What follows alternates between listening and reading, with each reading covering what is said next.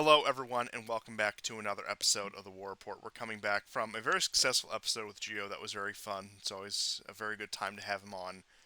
And it's been about a week and a half, which, yeah, I suppose is about normal time that you have between episodes.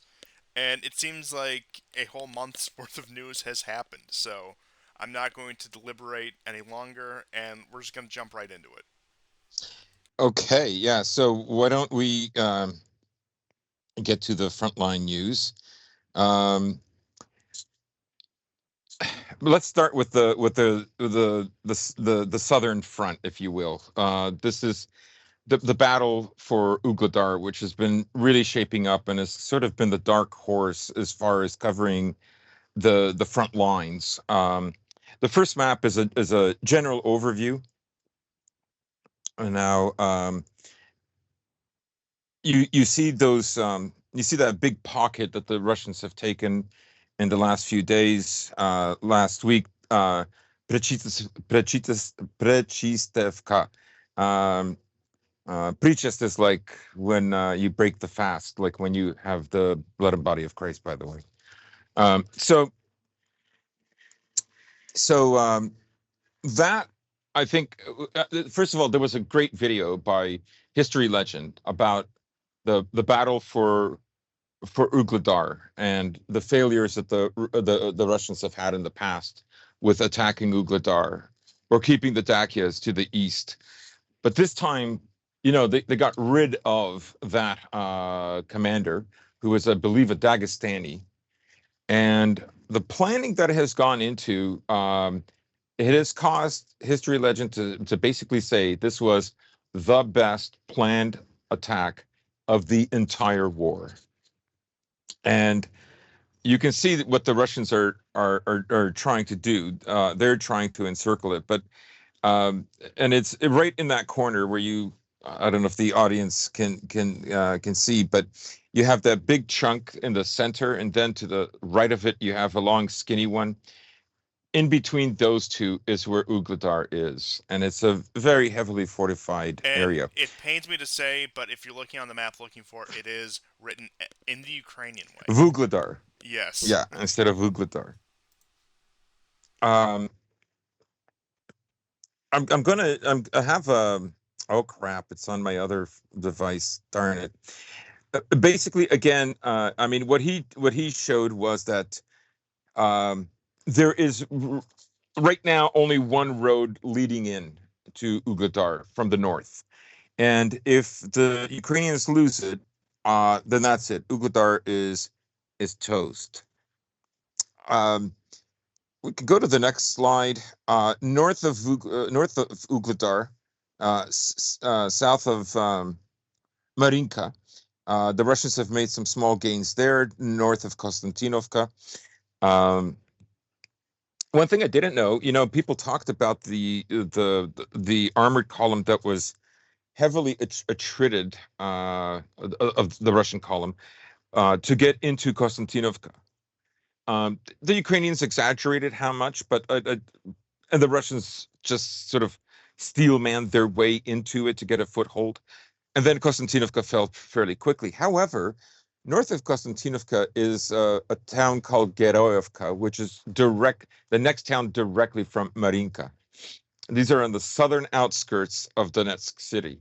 And the column that the Ukrainians destroyed there was actually more significant, but um, not to give the Ukrainians too much credit because the video, which is a long video, it's over a half an hour, really goes into detail how the Russians managed to do this and how the Ukrainians, in order to preserve Pokrovsk, remove some of their best fighting units, some of their most experienced and well-trained units, NATO trained units. I believe the 79th was one of them. These are, what I call the burgundy brigades because they have this burgundy color. There's several of them. So, and they were developed for the 2023 summer offensive. So, anyways, do give it a watch. And the last slide from this front, you can just see that it's a small area that the Russians have pushed closer toward north of Konstantinovka, which, like I say, very difficult beginning and a much easier end. And the nice thing uh, about history legends is that everything is dated, like all the all the dates of when and what happened from the beginning of August till now, or the late July till now, is all coordinated with videos of the attacks. So next we move to the Pokrovsk front. Uh, this is kind of a general overview, and you can see that the big gains that the Russians have been making since last week. Um, Remember that pocket? That pocket is shrinking. You can see it's quite big, but the Russians have also started moving down. The next slide shows you where some of this has been happening. This is just like a farmer's field and a small river that has been crossed. It is just outside of Karlovka and Zhelenya Pershe. So, but the main feature of what happened was, if you go to the next slide, is the fall of Ukrainsk, which happened today. Ukrainsk is, how can I put it? It's a small city. It's a tiny city, but it has a Terramount. I think it like a Terracon, and I think like it could be a coal mine. It's significant. It's really big, and it's like honestly, it's like almost a third of the size of the town itself, and it's on its northern flank. If we go to the very last slide at the bottom that I've given you tonight, this gives you an idea of the town. So if you wanna look at it a bit more closely, um, so the Russians have inched their way. They made some small um, movements towards Mikoloev. They also captured Grudovka today, the rest of the city, and they're closing in on Mirnograd, which is a suburb of Pokrovsk. Um, so the Pokrovsk front, I did not know that the Russians, well, the Ukrainians are still staying within that pocket and moving out very slowly, which I think the Russians are happy to take whatever territory they can take at the moment. Um, you hear much less attacks, like Belgorod in southern Russia on the border with Ukraine. Before 2014 border lines, gets more attacks than Donetsk City. I don't know if you've noticed that. Oh, absolutely. Ever since Avdiivka fell, the attacks on Donetsk City have, I wouldn't say ceased, but far less than what they were. Far less, right? So one theory is that they're going to push everything from the southern Prokhovsk front all the way to Ugledar. They're just going to shift all of that. Um, in any case, the next front where there's been some changes. Remember, last week there was a dispute about New York, and that the Ukrainians were still holed up in one of the industrial centers there, one of the mills or factories that are there. So Toretsk, New York front. Here's an overview of it. This is Toretsk, not New York. You can see the gains that the Russians have made in the last week, and they're inching towards the the center of the city. At the bottom, the gains that you see at the bottom of the screen, they captured another Terracon. So, and you can see within the city there are not many defenses. The defenses are basically to the west of the city. Um, and there are a few significant terracons um, sort of on the southern belly of this city, but that's about it. If we go to the next slide, then we can get a better view of the kind of neighborhoods that the Russians have gained. These are small and residential. The big gains were last week, where they took over a prison and a different industrial area next to it. So they're just expanding further. It's only in the easternmost part where the Russians captured a complex of high rises, but there are still several high rises to go, and another industrial center to the west of it that you can see on the left side of the screen cap that I've given you. Lastly, for the Toretsk New York front, we have the bottom part, the big gain that you see there. That's New York. So New York is fully captured now. The Russians have caused the Ukrainians to rout out of that area. The Ukrainians did open up a breach to rescue as many as they could from it. I haven't seen too many videos about prisoners or casualties. This could be honestly just fog of war, and both sides are sort of messing around with information. But I thought I would see that. Today I haven't had much time to look at what's going on there, but I did the past few days, and like I say, not I haven't seen a prisoner video from that locale, or you know a video of destroyed armor from either side. So maybe it was resolved much earlier than we're told. Next, we'll go to the Kupiansk-Svatovo front. You have an overview of the push that the Russians are making towards the Severodonetsk River, which Kupiansk sits on. Kupiansk is it's not in the screen cap that I'm sharing with you right now. I will get you one eventually.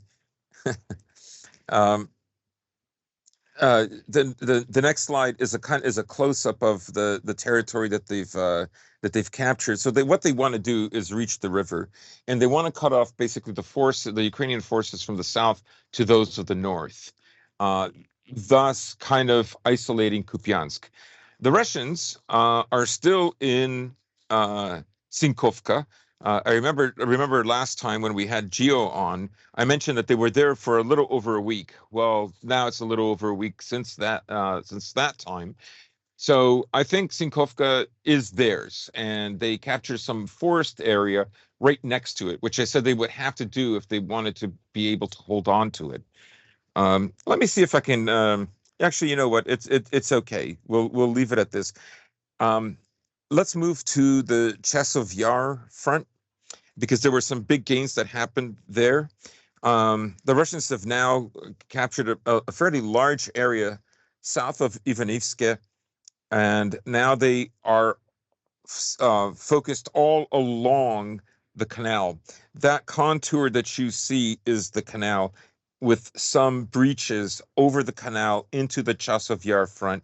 Remember that the Russians captured the micro district of Chasov Yar.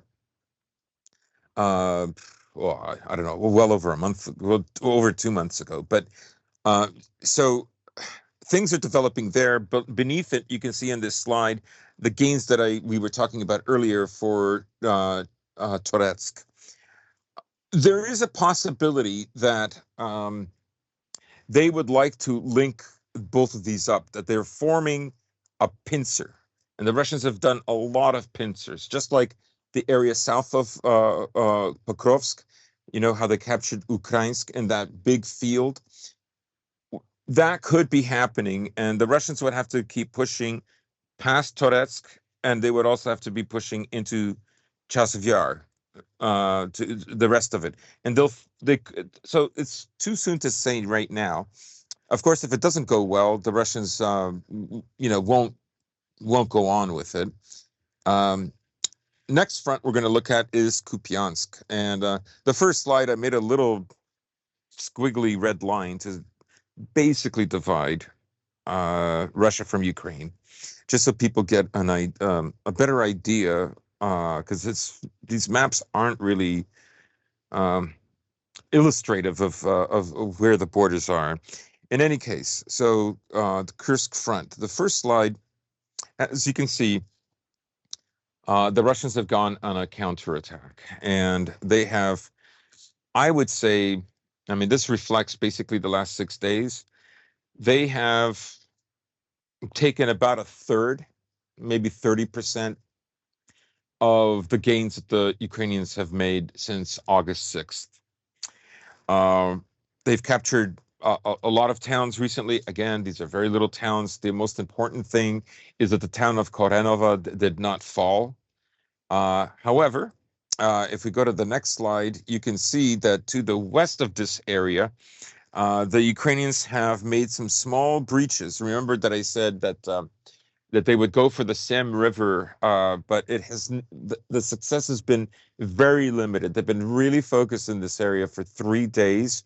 They've made a small gain today, slightly bigger gains yesterday, but that is about it for the western part of the Kursk offensive.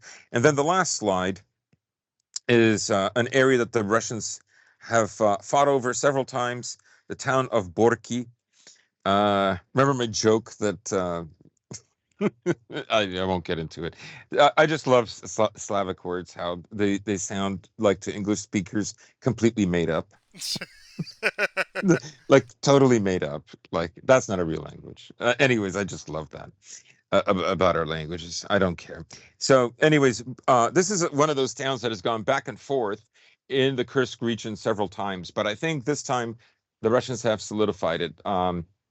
One of the fears was that the Ukrainians were going to push past Borky and maybe even link up with the Kursk front. Remember that? Everybody's sort of forgotten about it. Oh yes. But that, I mean, the front lines there have not moved in, I would say, at the very least, 5 weeks, 6 weeks. So that's it for the frontline news. But there is other news. Very early on the morning of September the 18th, the Ukrainians flew a drone that hit a major ammo depot in an area just south of St. Petersburg and quite a bit ways west of Moscow. It was in Now, Tver for those of you at who the can ver, place on a map. yes, yes. So it really makes you think, like, if this drone had been launched from the Chernigov region, which would be like a direct 90-degree line beneath Tver. If they had launched it from there, it would be a flight of 480 kilometers, right? It's quite a distance. However, if they launched it from like Estonia or maybe even Latvia, 200, so well less than half. Remember that there's been several attacks that have happened, including in St. Petersburg and not too long ago in Murmansk, where a drone was shot. These are one of these large drones that kind of look like a bush plane. It's a single engine bush plane. And I mean, I think by now what's obvious is NATO countries are allowing Ukrainians or people pretending to be Ukrainians to launch drones into Russia. And I mean, they were extremely successful. There was not just one blast, it was several. It had an appearance of almost like a nuclear detonation, not quite as large as the one that the Russians did in Western Ukraine before the Ukrainians launched their offensive in 2023. Yes, the I strike believe, in Khmelnytsky, if I recall yeah, correctly. Khmelnytsky, that's right. That's right. And also, I did put up on the map, and I highlighted where Mm. Tver is and where Chernigov is. Once again, pardon the Ukrainian spellings on the map. Even Yandex isn't immune to it. But and then you can see up here with the Baltic states, with like where Riga is, where you can see Kaliningrad, which is right next to Lithuania. There's Vilnius. I didn't have time. I forgot to highlight. I shouldn't say I didn't have time, but I forgot to highlight those. But that is just to put in perspective the flight path. And this reminds me of, not to interrupt too much, but I think it was in Murmansk there was a drone attack that was speculated to have either been launched from Finland or Estonia last year. Yeah, yeah, yeah. But do continue, please. Yeah, so I would say that this is probably coming from NATO countries, right? it's kind of like a stopgap method. Like they can't launch the missiles, not yet. It's uncertain. I mean, it's uncertain whether the British have agreed to not disclose if they have allowed it. Of course, if it happens, they will be suspect because um, Storm Shadow missiles are based on the French Scalp cruise missiles developed in the 80s, and they've probably been refined. I don't know. Germany, Italy, and France so far, and especially Germany and Italy, are definitely not going along. The British, of course, very desperately want to attack Russia, or I mean, yes, they would have to attack Russia because these missiles use a kind of ground mapping using satellites, which the Ukrainians don't have. The Ukrainians really cannot launch these missiles without the help of their Western partners. I mean, Ukraine couldn't even fight against Russia without the help of Western partners. So, um, will they go along with it? People talk about is Putin bluffing? What will he do? I mean, I understand what they're doing. Like on the one hand, they want to increase pressure so that not so much the public, but different elements within Russia's political elites will force Putin to either escalate or um, it will make him look weak, kind of like the provocation that happened the days before the beginning of the Russian SMO, where they started bombing Donetsk. That if you do nothing and they do invade, you lose everything. So I think that kind of dynamic is at play here. What Russia will do, I don't know. I honestly think Russia is content to just fight the war the way it is. And if they do that, I mean, Russia's probably already given enough technical know-how and supplied weapons to Iran and the Houthis, but I would say that they will go on a bombing campaign in New York, in Ukraine, in a way they haven't seen yet. Now, Ukraine, depending on whether you're listening to Zelensky or some of the other members of his cabinet, they have lost 70 to 80% of electricity in Ukraine, and it is mid-September, and it will get uncomfortably cold by the beginning of November in Ukraine, in most regions, particularly Kiev. So this is sort of the game that they're being played, that they're playing with the Russians. Uh, that's what I think personally Russia will do. I cannot see how Russia would attack a NATO country directly. It makes no sense from out of the gate. Now, I can understand with the speculation that's been going on if the British and by extension the Americans were to help fire these missiles into Russia proper, into Russia before the annexation of Crimea, pre 2014 Russia, I could very well see the argument for the freezing and even seizure of assets that remain from the British, from the Americans, from NATO countries. I could very easily see that happening, especially considering that we saw the seizure of the Russian funds from the European Union. But in terms of striking directly into NATO countries, the only circumstance which I could see that, and I don't think it'll happen, but the only logical circumstance which I could see that is bombing, say, the supply routes from Poland into Ukraine or from Romania into Ukraine. Yeah. Otherwise, it just doesn't make any sense. Just speaking from the outlook of the war, just speaking from what would actually help the Russians accomplish their goals here. Lobbing some missiles at London or Paris or Berlin does nothing except agitate NATO further, and actually does put them on the war footing, and does turn the populations in those countries, which are already sick of supporting Ukraine, into much more fervent supporters, if not supporters of direct intervention, which they've always been blatantly against. So the only circumstance, and like I said, I think even that's a major stretch, is that they bomb some of these supply convoys coming in through either particularly Poland or Romania have been the main two. Yeah, I mean that's definitely a possibility. Now, Ukraine has lost the last Su-27, so they're now dependent upon the F-16s. They were given six, one was destroyed. Some argued there were two, but let's just say there was one. So they have five of them left.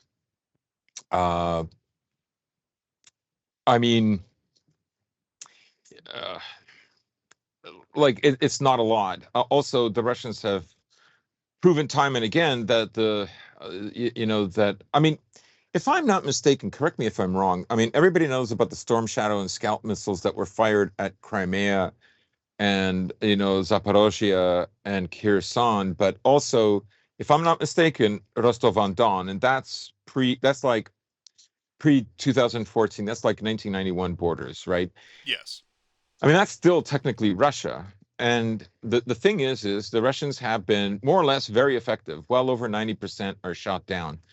And what you haven't seen in like 2 months is a successful attack on Crimea, right? It's so now they're hoping by maybe attacking, they're going to go for residential areas. They're not going to go for military bases. Yes, the ammo depot was a coup. I mean, it is still burning. You cannot downplay how successful that attack was by the Ukrainians.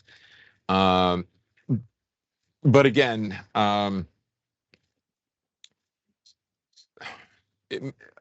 think they caught the Russians sleeping because this drone probably came from a NATO country and not from Ukraine.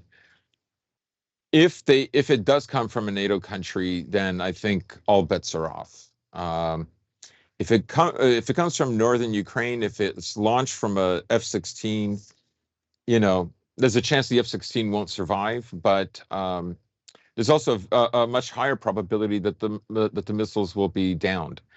Now they would have to fire hundreds and hundreds of these missiles, right? And frankly, even the Americans admit it, they don't have a lot of these missiles. And even though Zelensky came to the U.S. basically to beg for Biden's approval, the Americans still have not officially backed him up and allowed him to do this. And mind you, the most recent aid package to Ukraine that actually passed through Congress was only 125 million compared to Mhm. the several billions that we've shelled out before. Like I said, that's still It's 125 a million too much in measly my amount. opinion, but it is a fraction of what it used to be. Yeah.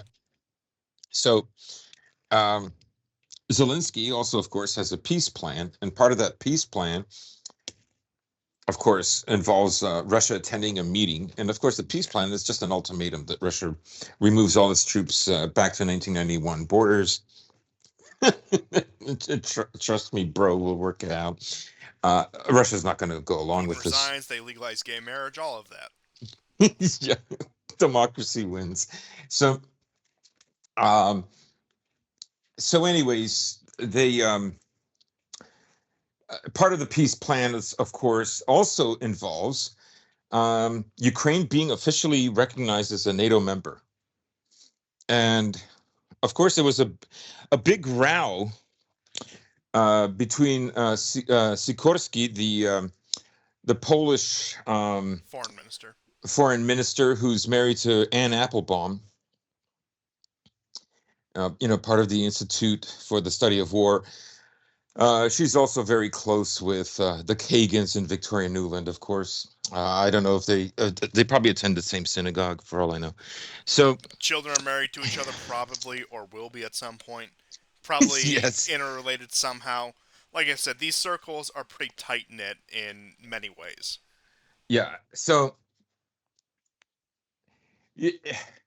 I think the hesitancy of the Americans is kind of telling. Doesn't rule out it won't happen. There was a recent article, I believe CNN, might have been Politico.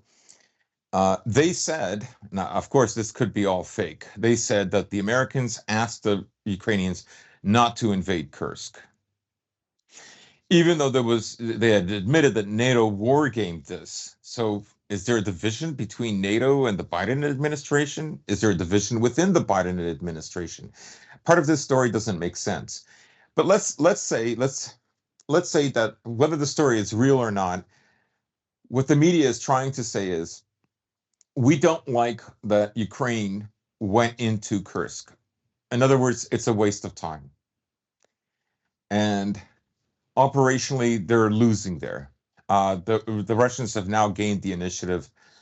As I said, like literally the day after we recorded with Geo, the Russians began making these gains. So that in a way is a critique on Ukrainian strategy. The Americans have still not officially allowed Ukraine to do this. This is still an argument, but probably more interesting than the Americans is the British. The British are absolutely um, foaming at the mouth to get involved in a war with Russia. And I know a lot of people explain this as uh, it's British pride. Britain has always been at war with Russia for 200 years. It's part of the great game, naval versus land power, et cetera, et cetera. I don't mean to diminish any of this. It was more true in the past than it is now. Britain is a shell of what it was. It will never be that great country or empire again. It's on the same trajectory as Germany, so like it is what it is. Arguably worse, in my opinion. Yeah, arguably worse. And because the Germans are still more talented, anyways. So uh, I mean, if we're just going to talk No, about, I absolutely I agree. And you look at even before the current economic crisis, let's just say from I don't know 2000 to 2014, before the situation with Russia escalated. You look at economic output, you look at businesses, you look at innovation. Once again, painting with very broad brushstrokes here. The Germans have outpaced the British in pretty much all of those fields. And I would say it's been that way since at least the end of World War II.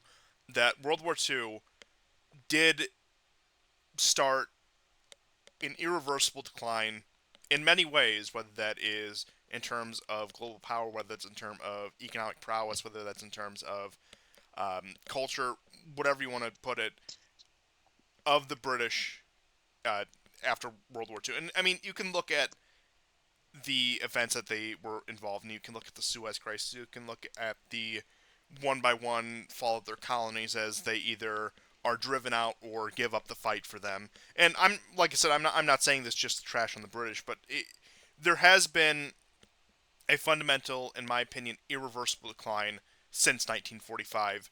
And like I said, I would agree with you that the Germans, although they are probably the most explicit example of an American colony in the world, and things have yes, only gotten worse as America has tightened the leash since the outbreak of the war in 2022. Even after World War II, even with Germany divided, they were still a leader in terms of military in Europe, in terms of innovation, technology, industry. You love them or hate them, you got to give them a lot of credit for that. yeah. And that's why I would say the decline of the Germans is more marked, it's more notable. But I would say, in terms of overall decline, the British have uh, outpaced the Germans in that regard. Right. Now, I don't want to split hairs, and to some extent, we are splitting hairs. It's not a good situation for either of No, these no, two it's a race to the European bottom. countries. But I mean, it's I don't know.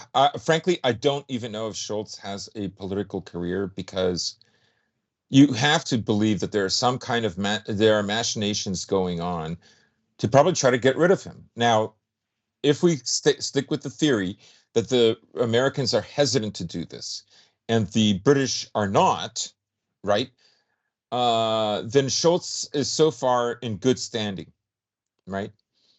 However, let's say that the British win, and again, just to return to my point, which I didn't get to because I wandered all over the place, but my theory is that this is an economic war, and the city of London which is the internal financial district, which is kind of like the Vatican, but it's a economic zone instead of a religious one, wants this war.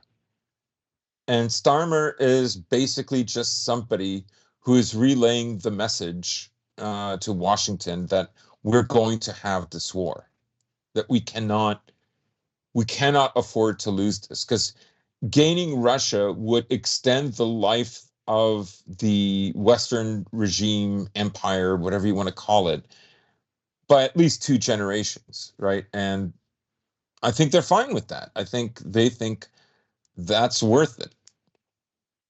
So just something to think about. I know we're going back and forth, but I sent you that slide I wanted to show you from History Legends. This is what has happened so far with Ugladar, Vugladar. You can see those blue circles are fortifications belonging to the Ukrainians. Of course, they had them in territory that's now in red, that the Russians took out, and they took them out with Krasnopols. And I'm just assuming the Russians are just going to keep using Krasnopol guided bombs, guided shells. They're fired from cannons. They're not dropped from by fighter jets. So what they're going to want to do is go after Bogayevka or Bogayevlenka, and because that's sort of it's a bigger town, but it's not fortified the same way that Ugladar is, because Ugladar is like literally all apartment buildings. Anyhow, um, so my guess is that the city of London, which has some of our familiar tribe friends, wants this war.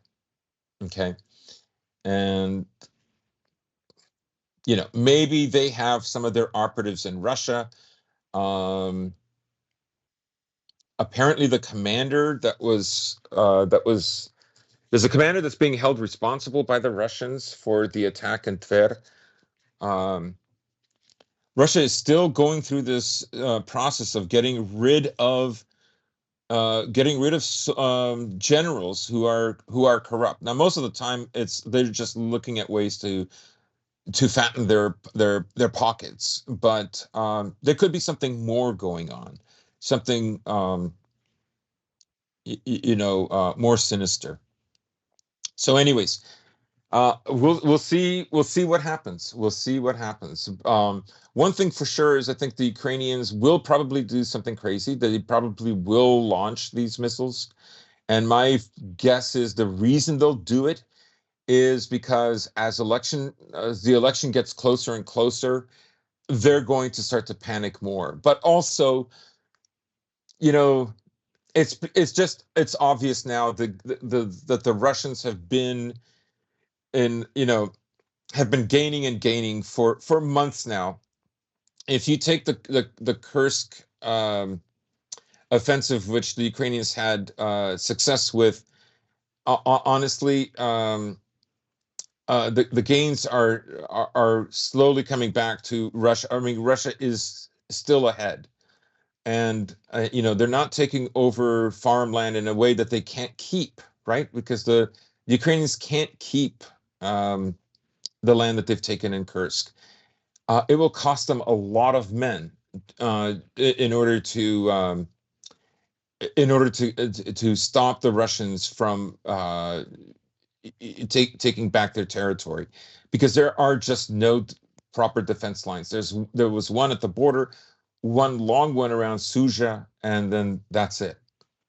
So yeah. I do want to take this moment, having covered everything that's happened on the front line in the past week and a half, to look back to 2022, almost exactly 2 years ago, September 2022, to the fall counteroffensive the Ukrainians launched.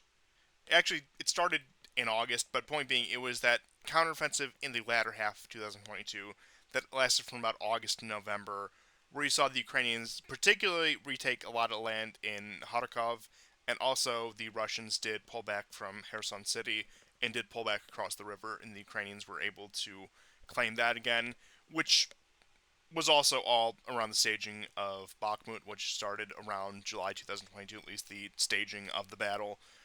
That really shifted the direction of this war because you did have in February, in March, up until July, the Russians making rapid gains. Of course, you did have the withdrawal from Kiev, as we all know, with the failed peace talks as well. But the Ukrainians, yes, did make substantial gains in taking their land back, and that was probably the most successful counteroffensive they've had throughout the entire war. And a lot of that was, and you can say this is scope, but either way, they got the land back. The Russians looked at the situation, assessed that they did not have the manpower to hold their current positions, and did pull back and did cede Hmm. that ground to Ukraine. Now we are seeing a lot of that ground get recaptured week after week as time goes on, Yeah. but the idea of the Ukrainians being able to even muster the manpower to intimidate the Russians to pull back to more defensible positions is unthinkable today. And I think that was the hope for the 2023 counteroffensive, despite the bluster, despite all the media and the uh, just fanfare they had around it. I do think that they were hoping, having their fingers crossed, for a repeat of what happened in the fall of 2022. That if Yes. they just muster a large enough force, they can cause fear and panic within Russian command and have them pull back to more defensible positions. But by that point, the Russians had dug in. I remember this. It was actually February of 2023, where you did see the Russians in the beginning half of that year digging in, building extensive defensive lines. A lot of the defensive lines that are still in place today that they are now moving out of as they're making more rapid advances. And the Ukrainians just threw themselves against these layered defenses, and didn't even break the first line of defense. And I think Kursk was also one of those kind of attempts where, yes, there was a lot of reasons. I do believe that to some degree, one of the goals was to capture the power plant. It was to delay the Sumy offensive. It was to bring media attention back to Ukraine. But I also do think that they were banking on that would cause fear within the Russian Yep. command, Yep. the Kremlin, and the Russian population to make them perhaps draw back and actually maybe build defensive lines in Kursk, have the Ukrainians still occupy that pocket. Maybe they've given up on actually holding that land, on taking the power plant. But once again, they can just have that wedge in Russia's side right there. But that did not pan out. And it does go back to what a lot of people have said. I've said it. Pretty much everyone who's covered this war in any honest manner has said this. The 2023 counteroffensive, the losses as a result of that, whether they were in manpower, whether they were in equipment, whether it was in morale, has permanently removed the initiative from the Ukrainians and has put them on the defensive for the rest of this war. And we're just now seeing the Russians capitalize on that about a year later when it came to their mobilization drives, when it came to their rearmament, when it came to getting their military up to code in order to conduct this. I mean, you already have the Russians expanding their active duty forces by 180,000, which will bring total personnel, I believe, up to the figure floated was 2.5 million, which would make it the largest military in terms of manpower after China, which, I mean, China is going to take that position just by default with how large their population Mm-hmm. is. But you did have, like I said, the Ukrainians throwing themselves, destroying themselves on these defensive lines in 2023, and now the Russians have bided their time. They've had time to build up this force, and perhaps some may say I'm speaking too drastically, but they do have a force that is large enough and capable enough to end this war now, without having to concede to any sort of lopsided negotiations, the so-called Zelensky peace plan, to the point where they conceivably, if they are able to maintain their manufacturing capability, if they're able to maintain their recruitment, maintain their manpower, all of that, will, I say, within the next year, let's just say September 2025, just to put a rough estimate to it, or let's just even say the end of 2025, just let's just extend that out to about 15 months. Mm-hmm. In the next 15 months, with the initiative the Russians have gained, with the preparation they have done, barring a black swan event, for example, if NATO doesn't get involved or there isn't some sort of regime change in Russia or some sort of color revolution in Russia, or I don't know, maybe the Chechens or the Tatars in a 1 in a million chance decide to have their own uprising and start a separatist movement. Barring all of that, all the very unlikely stuff, the Russians will be in a position to dictate terms to end this war by the end of next year.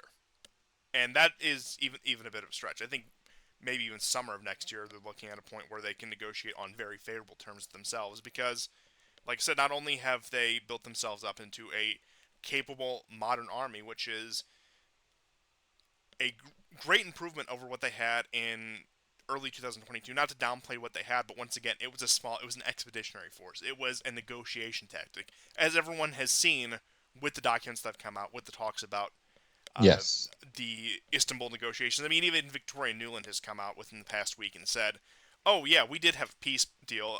Aristovich saying, "We popped champagne. We were so excited about this peace deal," and that was completely scrapped. But beyond that, the Russians have had the time. They have taken the effort to revitalize their military into arguably the most capable fighting force in the world right now. Yeah, the Russians are not low on manpower. I mean, ultimately, that's what all this comes down to. They managed to like more than triple the size of the force that like well more than triple the size of the force that they invaded Ukraine with without ever doing like a full mobilization, a full draft. It like there's a constant underestimation by some of these people about the fortitude of the Russians, right? In the same way that proper defenses were not built around Avdiivka because the Russians are incapable of taking Avdiivka. And so ever since February the 17th, now we're September 18th, 7 months later, the Russians continue to push towards that central hub, which is Pokrovsk. But they've taken several villages since then. And I do just want to make one point that you said And now about Ugar, which is mobilization. this like this pivot point down at the bottom, is also threatened. So yeah, yeah, do go ahead. The one point I will add, just to smooth over any sort of criticism or any sort of but actually statements, not that our audience do that because you're all wonderful. Mm-hmm. Aside from the initial mobilization drive, the most the Russians have done is you can say that there is a strong internal pressure within the Russian military to conscripts doing their mandatory service to sign an official contract with the Ministry of Defense. That is the furthest extent you can say the Russians have done any sort of major amounts of conscription. Yeah. Yeah, yeah, yeah. So like this is a big deal. This is one of the things that the war gamers in the West thought we've got them. We're going to push Russia into a full-on war, and their public is soft. They're not going to, go along with this. So don't worry if economically we can't destroy them. They don't have the stomach for it. Ukrainian is much stronger, but like, I mean, there was literally an article. Forget who it was. Let me find it. It was talking about the Ukrainian population right now, Oh which yes, I have some of those figures about what it was. Is according to the CIA, I think it's the CIA fact book, whatever it's called. Uh, yeah, I mean, in fact, it was a former Ukrainian PM Azarov who said this. According to closed data, the number of active mobile users in Ukraine is 60 million. Active SIM cards, about 25 million. There are now about 18 or 19 million people left in Ukraine. Like, I mean, yeah. you actually cited some different data than I was going to, but Oh, okay, go ahead. according to the CIA data, like I said, I think it's CIA World Fact Book, but whatever their big demographic database is, was Ukraine now has the highest death rate in the world and one of the lowest birth rates in the world. Like it's Yes. approaching South Korea levels for those of you who are more familiar with the demographic trends, if that means anything to you. Yeah. Yeah. So, Yeah, so it's not good. Um, so what are they going to do? I don't know. There is a bit of sort of strange news that happened in Donetsk. Talk of, the guys on uh, Russians with Attitude. Um, they've always talked very frankly about the lawlessness and the craziness of the Donbass, and the war when it started back in 2014. And now there is this crazy story, okay, where one of these guys, a Donbass commander who rose up the ranks, and of course they've been incorporated with the Russian military. He has kept his position, if not gone higher, and he was stealing. He was corrupt, and the guys who snitched on him were drone operators. So he sent them with assault groups, and they got killed. And this is I do expect something to happen because of this. Another guy, what was his name?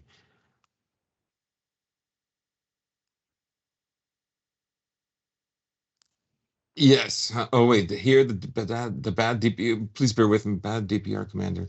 He's uh, supervising drugs killed by his own hands. He may have already been killed by his own soldiers, based on what I'm reading now. Anyways, if I find out more news about it, like this made me livid. I could not believe this. I mean, of course I could, but it horrible. What a piece of shit. How could he do this?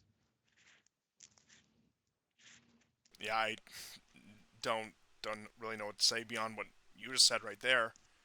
Yeah. And also in terms of Ukraine's internal crisis, there was another piece of information that came my way via Telegram that I also thought was interesting. That according to PM Nikolai Kinazhitsky, hundreds of thousands of Ukrainians are announcing their citizenship abroad. In addition to emigration, the rates which were significant even for 2022, mind you, from 2014 onward up until about 2022, there was an emigration rate of about 1 million people a year leaving the country, either going to Russia, going to the West, going to Poland, going wherever. The most recent spring 2024 mobilization initiative exacerbated the situation. The MP pointed out that what happened to Ukraine is a quote unquote demographic catastrophe. And we saw with some of the recent drives, with the mobilization, with the talk of men abroad, with the talk of trying to get countries to extradite these men to serve in Ukraine, the suspension of diplomatic services, that a lot of these young men who have been in these countries for whatever amount of time at this point, 2 years in some cases, are just applying for citizenship in the countries that they reside in, whether that be in Poland, whether that be in Western Europe, whether that be in the U.S., Canada, and certainly Russia. Russia is one of the other big ones that has seen a lot of people. One of the most interesting cases I think of that, and this is a channel I talk about all the time that I recommend everyone check out if you want to see what's actually happening in some of the areas that Russia annexed, is videos from Mariupol. And Mhm. you see the guy who runs that channel. He's like, 18, 19 years old, and I mean, under any other circumstances, if he lived a few hundred miles west, he would have been probably illegally conscripted. Because let's not kid ourselves. Do you think the Ukrainians really expect the 25 age limit? I don't. No, not Yeah, at yeah, all. yeah. They're already asking to go down to 18. Yeah, I and mean, that's just officiating what they already do. Because, like I said, I think it's beyond a doubt that they conscript men who are under the age of conscription. That's it goes without saying, really. yeah. But on that same note, uh, you did have, I don't know whether you heard it, the Vovan Lexus call with Oh, Sikorski. yes. where they more or less got Sikorsky to they were pretending to be Poroshenko this time. I mean, they sound nothing like Poroshenko. Oh yeah, that's like okay. In all fairness, you get these let's just say stupid Western politicians who really don't know their ass from a hole in the ground, just to be blunt about it, and who are elected on some wedge issue like whatever dumb issue. I mean, think about a lot of British and a lot of American politicians, for example. I can see them being fooled by Volvon and Lexus, the fact that somebody with a Slavic accent must be Poroshenko, it must be Zelensky. But we're talking about Mm, the Polish foreign minister. We're talking about a former MEP, and I think that it's Sikorsky. Didn't you mention earlier? Is married to Anne Applebaum. Um, yep. did not know these guys were not Poroshenko, or I don't know. Maybe he was just playing along with it. Maybe he thought like I can get one over on them, or I don't know. Maybe he's just really fed up, and this was his way of leaking information with a deniability. I don't believe that, but I mean I've seen dumber things happen. But one of the big pushes he had is he did want the conscription age lowered, and they are talking about in Poland about denying benefits to military-aged Ukrainian men who are in Poland, and also wanting to implement that program across all of Europe. So they are, where this all comes back to, in a desperate drive to move manpower back into Ukraine. And of course, you had the failed project of the so-called Ukrainian Legion, where a bunch of Poles and Lithuanians were going to recruit a bunch of Ukrainians to march on Moscow. That has never happened before, and I'm sure if it did happen, it ended perfectly successful, and that Russia is still under Polish occupation to this day. No, never. But I mean, even that scheme was probably they were going to recruit a bunch of non-Ukrainians, send them in there, and have them pose at that. Because at that point, you think Zelensky, you think Sierski is going to care uh, who are wearing the Ukrainian uniforms and who are manning the front lines. No, of course not. They would even take Afghans to hint at a story that we're going to cover in just a moment here. Yeah, yeah. But point being is, I actually did not know, to return to one of your previous figures, that it's down to 18 million people, or 18 million registered SIM cards, because of course not everyone's going to have a cell phone. You have to consider the older population, which I mean, even before this war happened, just because of the demographics of the former Soviet Union, and Ukraine was one of the older countries in the world on average. Also, what remains of the young population, like the very young population who still wouldn't have them. But once again, it's a good estimation of the adult population that is active in the economy. And to reference some previous figures that have been thrown around, I believe also in the Ukrainian legislature in the Rada, that you do have this massive black market of Ukrainian men who are dodging conscription and working, and of course they're not paying taxes because they're working completely under the table, and that the state is being deprived of uh, billions of dollars in, or what would be the equivalent of billions of dollars, I should say, in tax revenue, which is bankrupting the state, which is already dependent on Western financial aid as well as military aid to even keep functioning. The reason why the bureaucrats are paid, the reason why the military is paid, is because the money is coming from Washington. It's coming from Brussels. It's coming from London. It's coming from Paris, etc., etc. That otherwise they simply could not function otherwise. And when you consider all of this, number one, there's no conceivable way Ukraine can see anything that looks like a victory, especially not on its own. Even if you were to set off the worst chain of events imaginable in Russia and see a complete collapse, civil war, and balkanization, just saying that 1 in a billion chance out there, that still doesn't solve the massive internal problems that Ukraine has gathered because of this war. And going back to the passports, hundreds of thousands of Ukrainians have renounced their citizenship, not renewed their passports, even more of them not renewed their passports, and have gotten either residency or citizenship in the countries that they've resettled in. People are not going to come back to Ukraine. You can talk about investment opportunity, you can talk about buying and building from the ground up, all of that. Nobody is going to want to move to Ukraine. The only people who are going to have any interest in what is left of Ukraine by the time this war ends are vultures. I mean, BlackRock. Look at how Yes. much Ukrainian land they already own. But it's going to be companies like that. It's going to be the IMF. It's going to be the so-called NGOs. It's going to be foreign governments that are just going to play the role of a vulture, picking a carcass clean. That is all that is going to be left of Ukraine. And like I said, I'll be curious a few years down the road when this war's presumably and hopefully over, what the parts of Ukraine that were annexed in the Russian Federation looked like versus the part of Ukraine that remained independent. And like I said, you can say that a lot of what Russia's doing is PR in the annexed territories, but even if it isn't the, let's just say, most up to code construction, even if it isn't the best living conditions, I still think when you compare one to the other, which is all you really can do, to look at the alternative, that Russian occupied Ukraine is going to be a much more wealthy, prosperous, and just functional society than so called sovereign Ukraine. Yeah. Like I say, I mean, the way this war ends. I mean, it could go either any way, because there are a lot of people who I think in the West that they cannot fathom. It's unacceptable to lose to Russia, right? I wonder if Like, there's one such individual that we're going to talk about in a few minutes here. okay. But do go Yeah. on if you So had some more points no, about. no, that's all I had.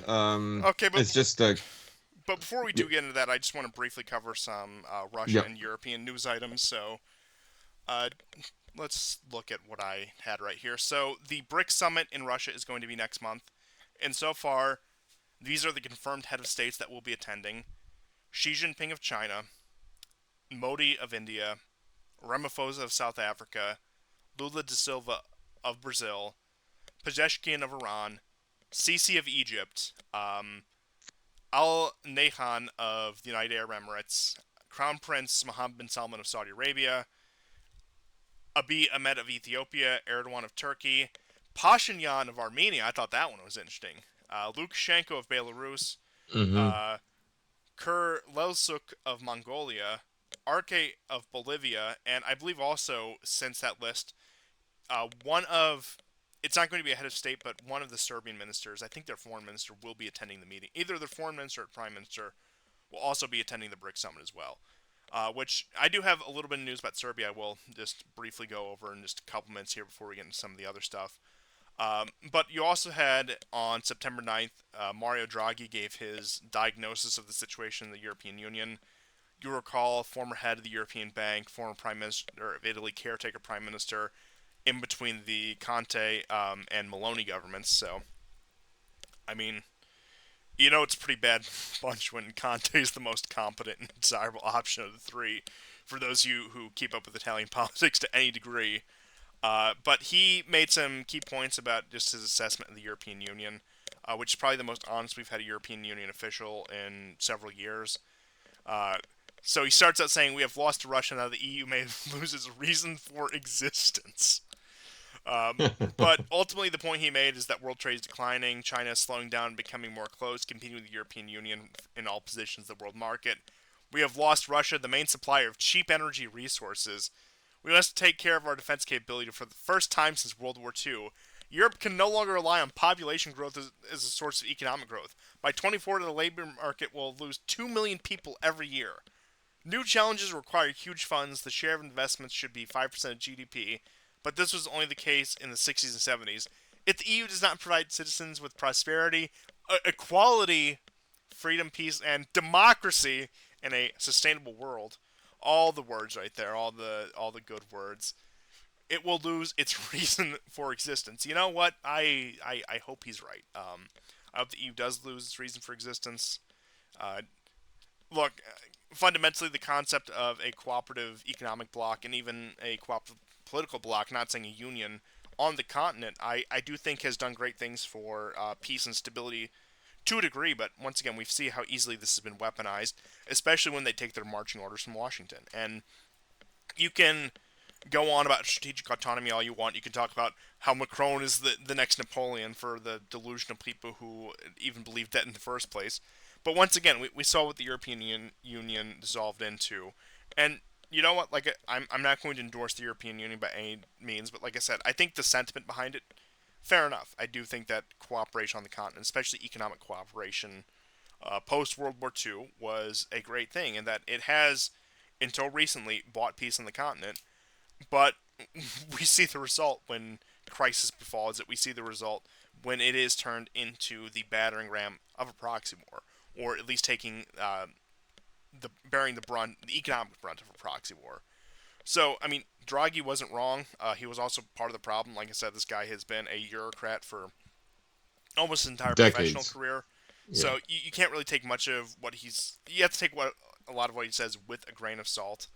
But moving on, just to cover some more Union news and just European news in general. I should have brought this up when we were talking about the British, but uh, the Prime Minister of Britain, Keir Starmer, made some very interesting statements about energy costs, saying that old people won't protest. Some will go into debt to pay the bills. Others will die quietly of hypothermia without bothering anyone, according to the British media outlet The Sun. Now, whether you want to believe he actually said that or not, yeah, I suppose that's up to debate, but it does sound like, from what we've seen from the man's short tenure, very much in line with what he has said. So,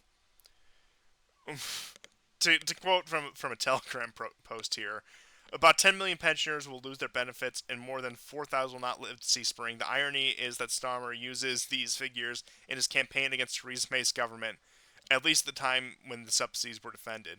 But after taking the Prime Minister's chair, he changed his rhetoric and decided to fill the coffers at the expense of the most vulnerable. Says he's prepared to make unpopular decisions. On Sunday, he was seen playing football. There's no sign of remorse. British taxpayers will probably be pleased to know that thanks to Starmer, the new Minister for Energy Security and Carbon Neutrality, Ed Miliband, their money went to Spaniard Ignacio Sanchez Galan and Dane Mads. I'm sorry, this is all just so ridiculous.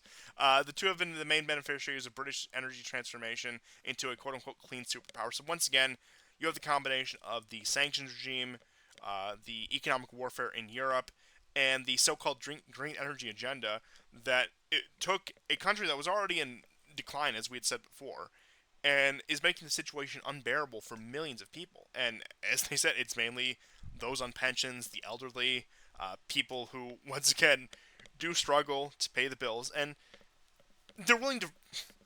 I don't think it's exaggeration to say that they're willing to freeze these people to death if it means getting one over on Russia, if it means pursuing their political agenda, that these people are completely disposable as far as they're concerned. They can always import more people from the subcontinent, from the Middle East, from Africa, to make up for that population fall, because that's how these people think. That has been their strategy for a number of decades. And as we've seen with some of the riots, with a lot of the civil unrest in the UK in the past couple months, especially in the light of that one um, stabbing incident, that they don't care. They're going to continue the flow of mass migration, and there's no real solid opposition against any of this. Whatever was left of that so-called Reform Party is just completely imploded, and you're not going to get that from the Conservatives either. I mean, hell, who's even the leader of the Conservatives at the point? Does it even matter?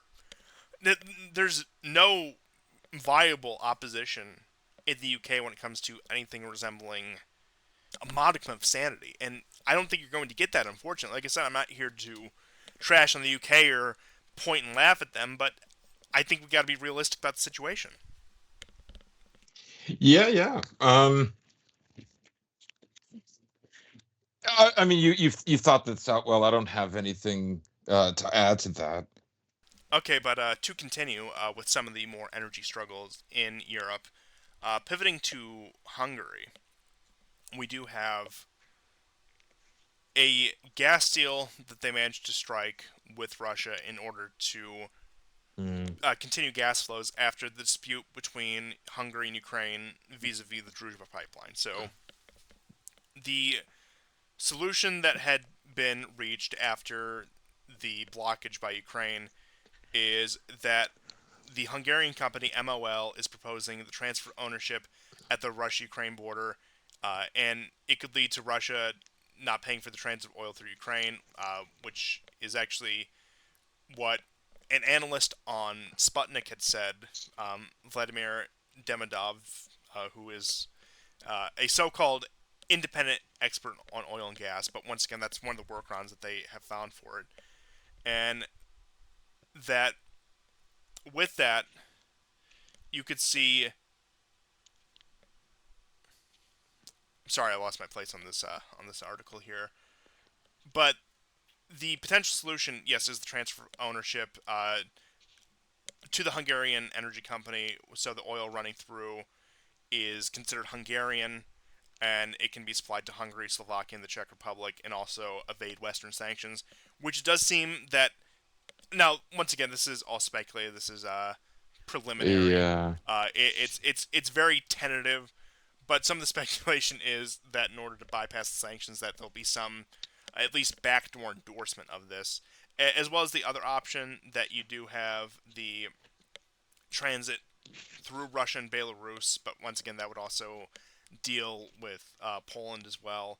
And as they said, somehow they want to consider this Hungarian company, which somehow would also do business in Russia despite the sanctions. Like, it's a bit far fetched, a bit convoluted, but I do think it's interesting that they are exploring this. And like I said, take the word of what this analyst for what you will.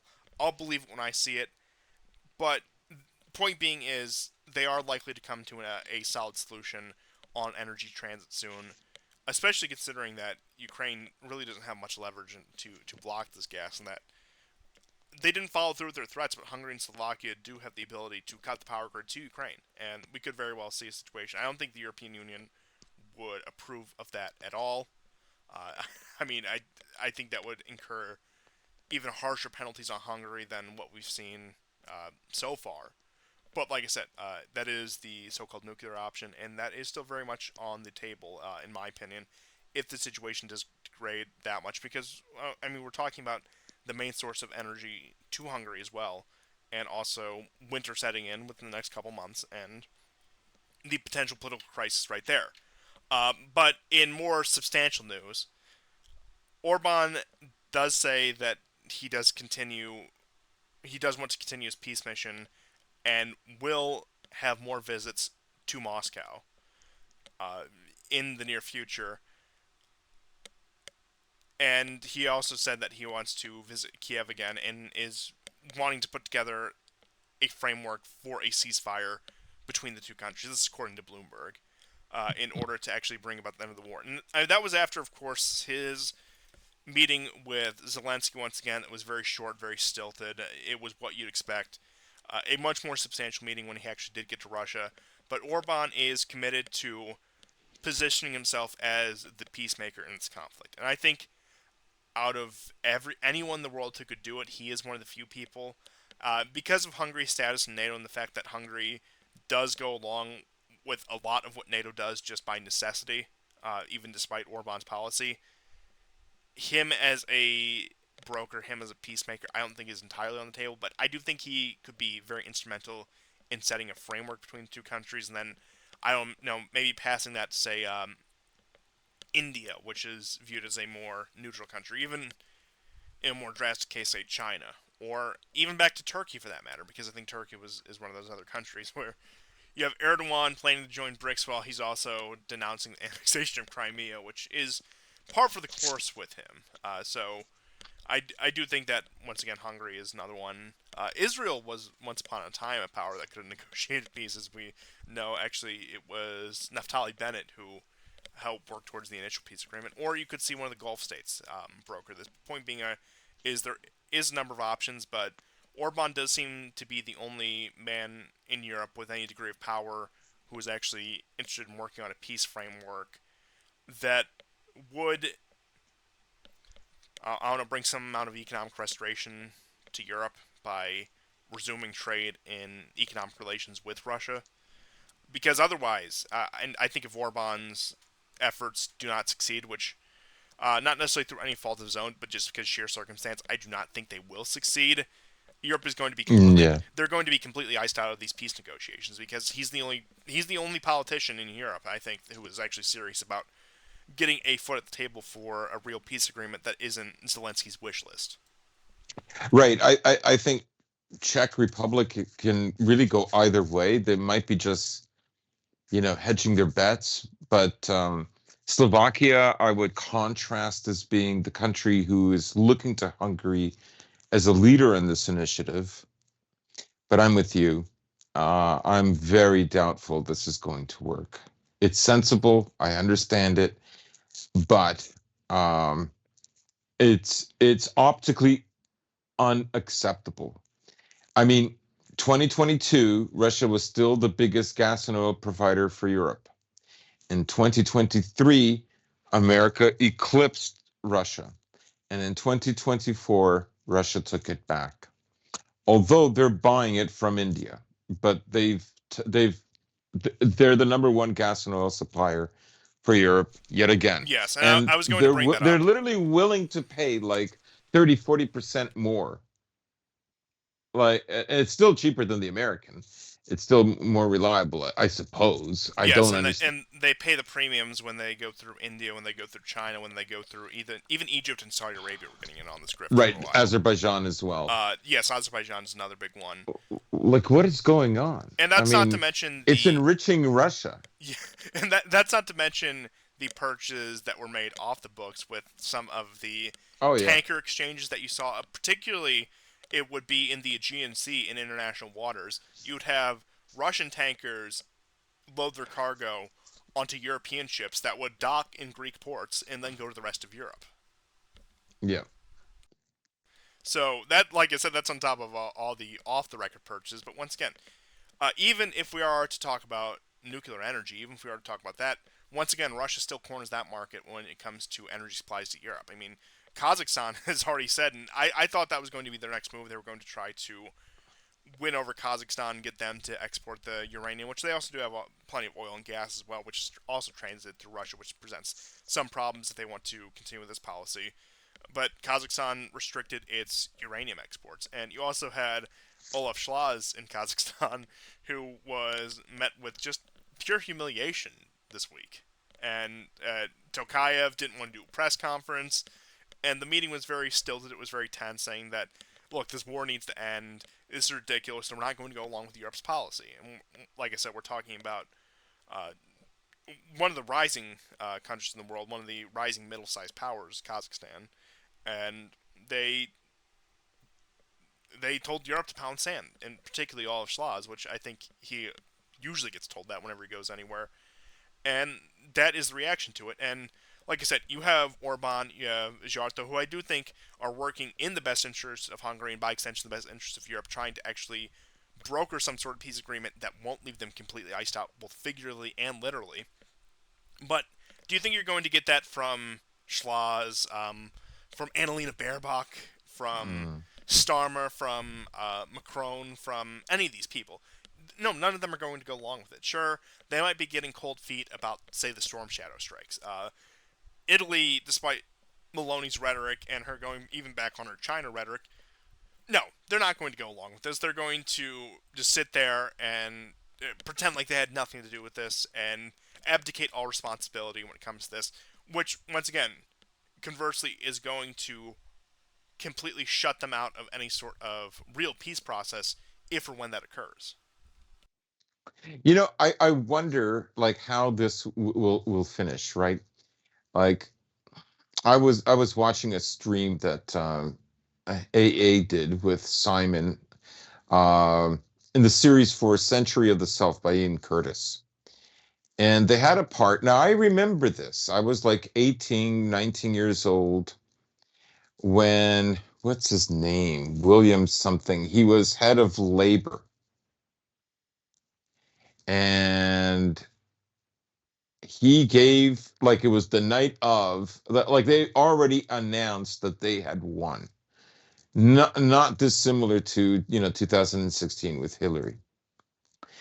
And he goes up on stage. It's a hilarious moment. He says something like right on," or like it doesn't like it sounds forced, it sounds ridiculous. Apparently he had said that because he said he wanted to sound like a cool jazz man or a rock star, which is hilarious. But the truth of the matter is, they knew that they had lost 6 or 7 points. And I like there's so many.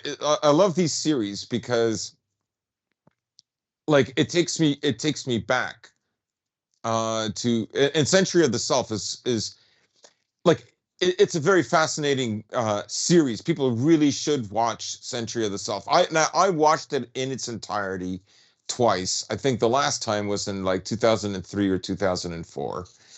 So it's about 20 years ago. Um, all that to say that the night that they were so celebratory that they had won, they actually knew that they were going to lose. It are Western elites doing the same thing? Like, is that what's happening? I don't know. I think that's one of the most plausible explanations for the behavior that we see right now. That Like, certainly Hillary didn't know because remember, she never came out of her room to give like her speech, her acceptance speech. Not that she won, but that she lost. And the story goes, and I think it was either written in the New York or the Atlantic. She had a glass of whiskey with her back to Robbie Mook, and she turned around and threw it at him.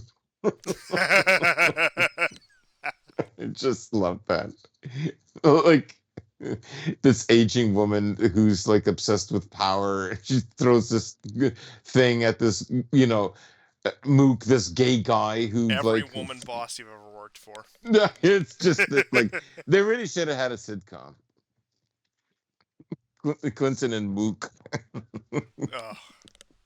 Anyways, so I just wonder. I'm sorry to sort of No, I'm glad you brought that up because I do think that that's an interesting angle. That it is an act they're all putting on a show because they kind of know that they screwed themselves, and there's yeah, not really anything else they can do without causing massive amounts of panic, which would only accelerate the situation. yeah. But lastly, in Europe, before we get into one of the two big stories, because we, Mm, we have the mm, stuff in Lebanon and we have this most recent attempt on Trump's life. But I wanted to cover a little bit of news about Serbia. So, firstly, Serbia is re implementing conscription. Now, it was strange because what it was isn't the traditional conscription that you would think of. That it's going to be a 3.5 month basic training program for Serbian men 18 and up, and they haven't quite hammered out what the upper limit's going to be on that. Um, and conscription can be expected in a state of war or emergency.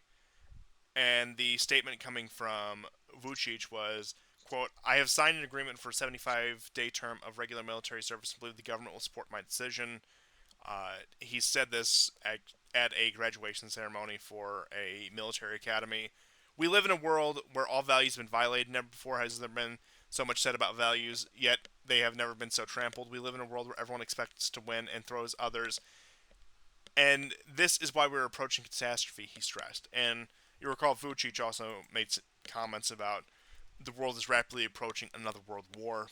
mhm. Now, like I said, Vucic is one of those figures who snakes back and forth, so take him for what you will. But once again, you do see an increased readiness on Serbia's part that they do expect some sort of conflict to break out, and they do want to begin the preliminary training of a military Mm, age population that can be called in the service if needed. And that goes along with also recent news about Vucic's announcements regarding the situation in Kosovo. So, just basic 5 points here is the return to the status quo ante.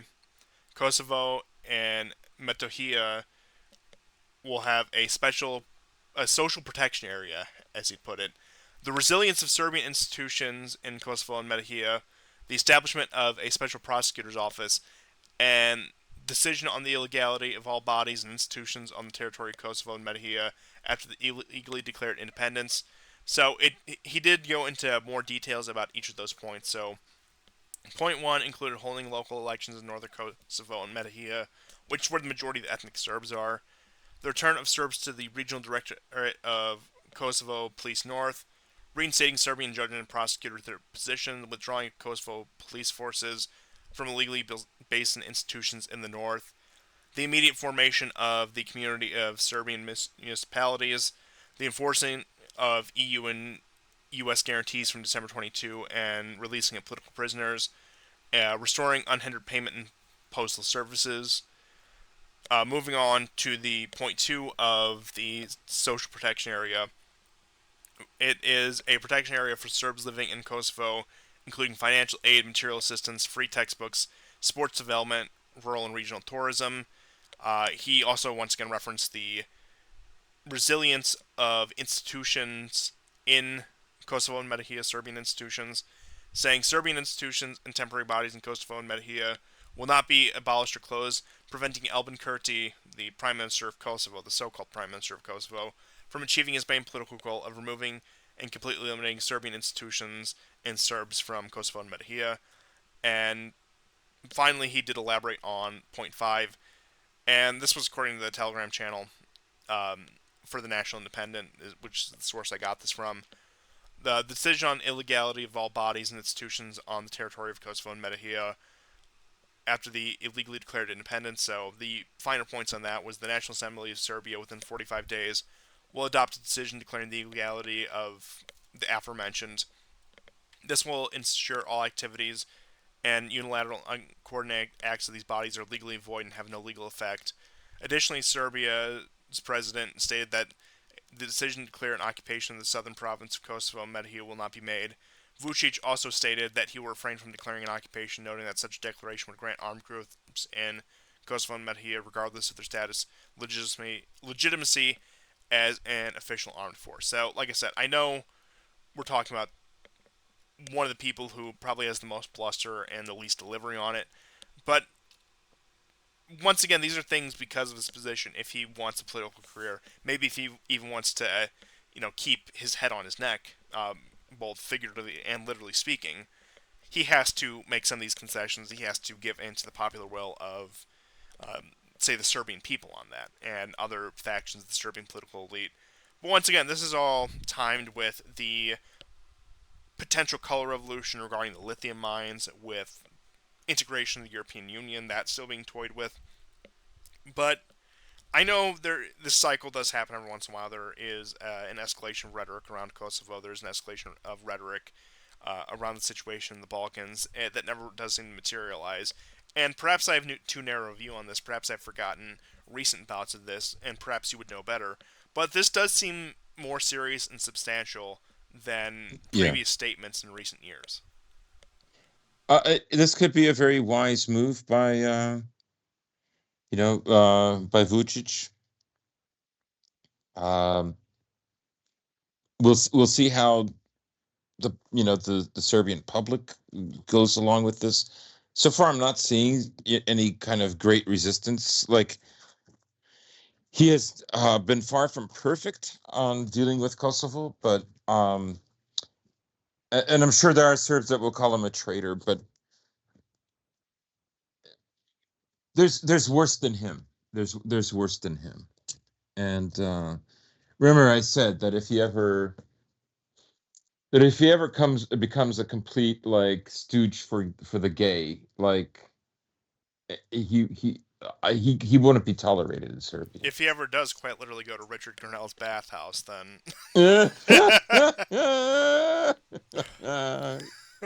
But for those of you who will recall, the farce of a 2020 deal was, of course, overseen by Grenell. That's Who right. I You're don't know good. if he was still ambassador to Germany at that point, or whether he was just working with State Department at that point. But either way, I I don't want to say I'd rather have Pompeo as Secretary of State again, because I don't. But let's just say I would not be eager to live in a world where Grenell is Secretary of State, which is a real possibility coming up if Trump does win the election. But let's put that aside for now. And the final point I have, but to touch on your point seriously, I agree that in terms of Serbian politics, there are far worse forces. There are people who would have sold Kosovo out in a heartbeat. And even if it is just political instinct, even if it is just for sake of survival as a career, Vucic is making tentatively the right moves. And like you said, you have to be grateful for what you have in situations like this. Yeah. But to move on briefly, this is the last piece of at least tangentially European news I want to cover. is that Georgia has passed a law banning LGBTQ CIA in terms of marriage, in terms of gender transition. Also, I believe they adopted a similar anti-propaganda law like the one that you saw in Russia. So that is also on top of their NGO law. Georgian Dream is making great progress, and you do have uh, moves to reconcile with South Ossetia as well that they did state their intention. Now Georgia is coming up on an election, so some of this should be taken with a grain of salt as we do get grand gestures before elections. But there was talks of a reconciliation with South Ossetia, which was one of the two breakaway republics from Georgia, and also a more formalized reconciliation with the Russians as well. Mhm. It is, I think, a shocking turnaround. I don't think there's any other way to describe it. They held on, they resisted them. They did not the last time, we all remember. It's been a pitch battle back and forth since, I would say, like 2020. But they triumphed. They have come to their senses. And much of that, I think, uh, is due to the Orthodox Church of the Georgians. The Georgians are, I mean, for the most part, they seem to me like a very pious people. Of If you course, they believe have the official statistics when it comes to church attendance, when it comes to it's participation in high. church life, it's the highest in the Orthodox world. It's the highest. Yeah, there you go. I knew it was high, but I did not know it was the I highest. think God bless them. it's either them or Romania, but I think they in recent years may have beat them out. You know what? I would think so. I mean, just you know, I can't prove it, obviously, just on the spot. But my hunch is the Georgians. So, anyways, they have turned this around and then some. I've seen Burrell in the last 2 weeks, very frustrated by this. You know, we're not going to give them money. I mean, they know that they don't care. Like, okay, don't give the money. I mean, you know, your son going trans is a small price to pay for being part of capitalism, and like, just shut up. Oh, and Like, also probably one of the most important details when it came to the reconciliation or the attempts at reconciliation with South Ossetia is that there was an admission on the part of the Georgian Dream government that the 2008 war was instigated by Georgia. yes, yes, that was just today. That was a shocker. Like I say, it's shocking. It's been just steamrolling for the last 2 3 weeks. It's Hey, quite the but at story. least the West got Pashinyan, and I think that trade is worth all the Georgians in the world. Yeah. Now, did you hear the story about what's going on in Georgia? There was apparently a failed coup, and I don't know who it is, but the rumor is, and it might have been the Azerbaijanis or somebody that wants you to believe it was the Azerbaijanis, but they're saying Russia tried to coup Pashinyan.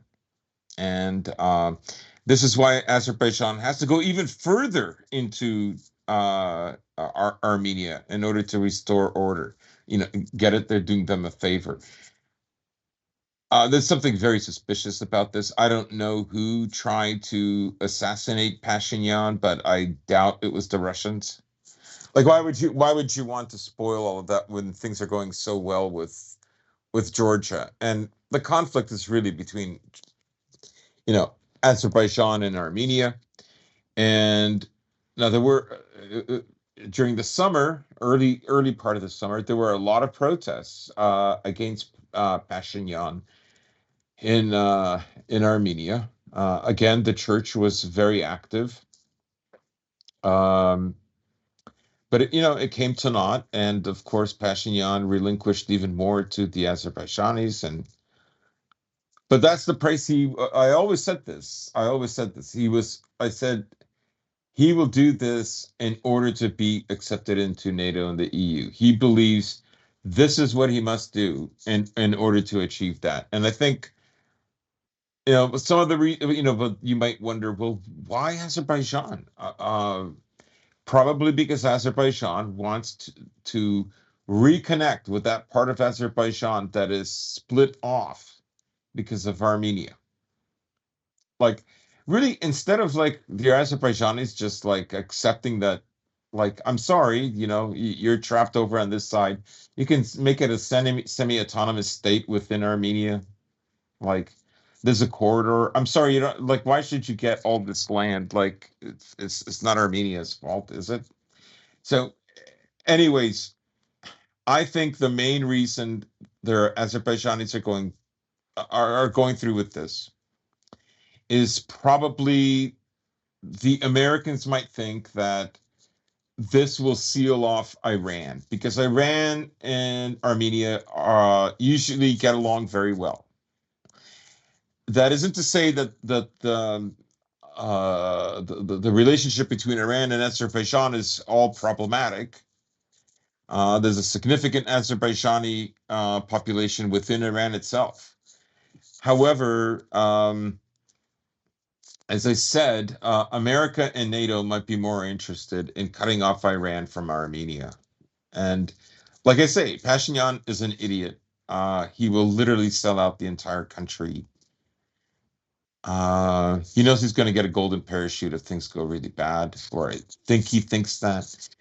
And that's the price. So now, of course, there is already a NATO office there, and they have just bought military hardware from the French. So, but I remember in one of the chat rooms, people like doing laughing and clown emojis that like that Pashinyan is doing this in order.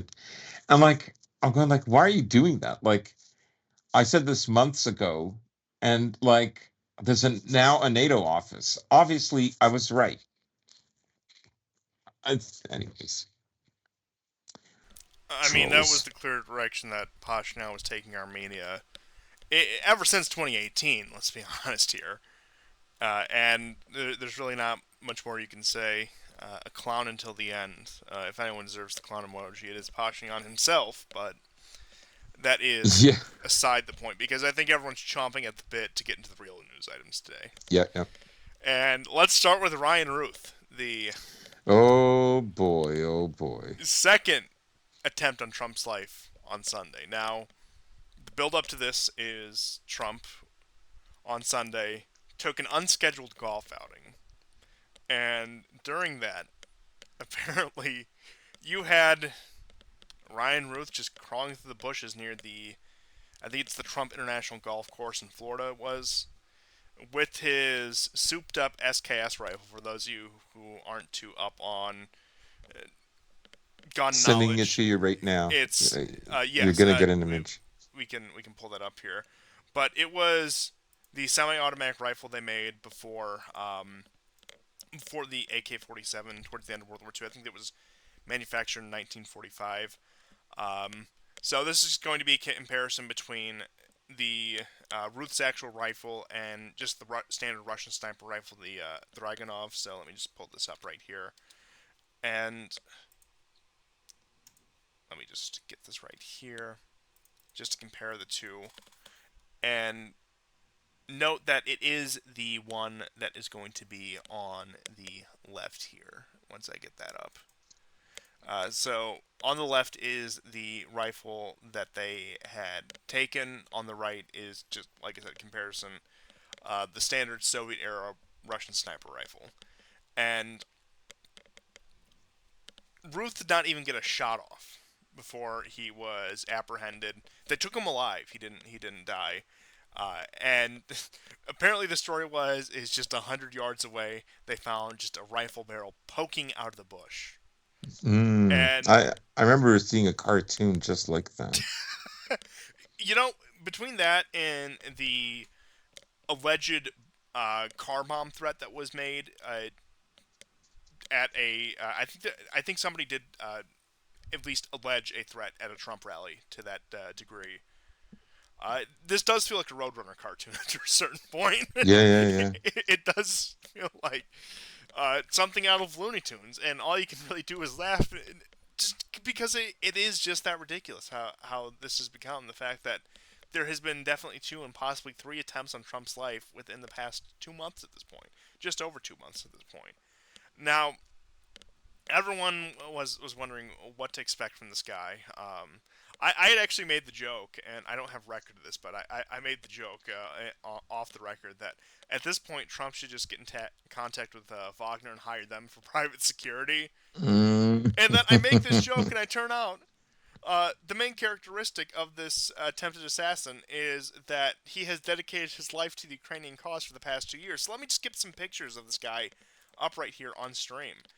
And I do have to give full credit to Argent. I'm sure many of you are actually here from his That channel was a fantastic stream. for doing the deep dive on a lot of this guy. And I'm going to visit some of the sources that he actually posted on Twitter, which I do recommend you check out, and also check out his stream on that for more detail about that. But like I said, just within a matter of minutes, just by following a Newsweek article, you could find all the links. And so I'm just going to put this. This is him in Kiev. After the outbreak of the war, you see the date on whoever he was talking to. It is on August 8th, 2022. So let me just pull this up right here. This third one.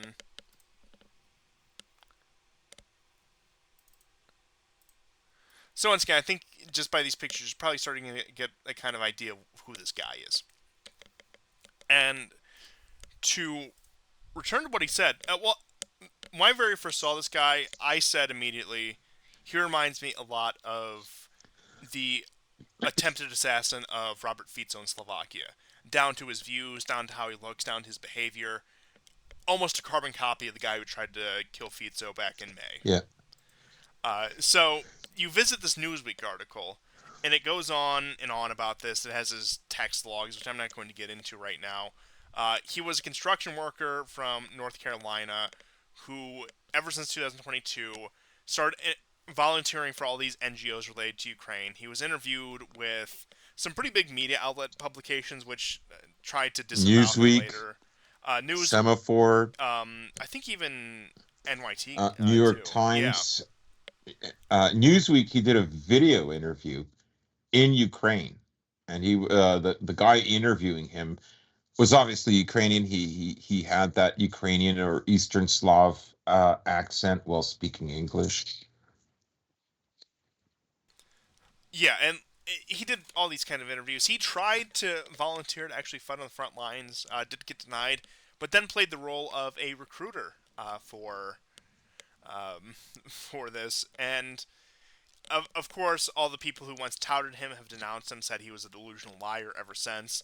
But you go through this Newsweek article that they had posted, and like I said, I'm not going to get into too much depth about it. It has a text log, and you find that he volunteered with let's the The Foreign Legion, yeah, it but was like the International Volunteer Center is what he ended up volunteering with. right. So once again, full credit to Argent for going down this rabbit hole. And you look at the International Volunteer Center, you go down their about page, you find that they're linked to an NGO called America House Lviv, which to read from their own website, the description is America House is a cultural center and main resource in Ukraine for American culture, education, information with spaces in Kiev, Lvov, and Odessa. They go back to World War II, if I'm not mistaken. Yes, I believe you're correct. America House organizes a wide variety of activities, including English language programs, skill building workshops, cultural event, art exhibit, concerts, and more. America House is a space where you can think, work, and creatively build cultural bridges and become a change maker. All events, resources, and opportunities we share are free. So, as those of you who are more familiar with the way a lot of these NGO operates, once again, they're all like this. They draw on young people from across the world.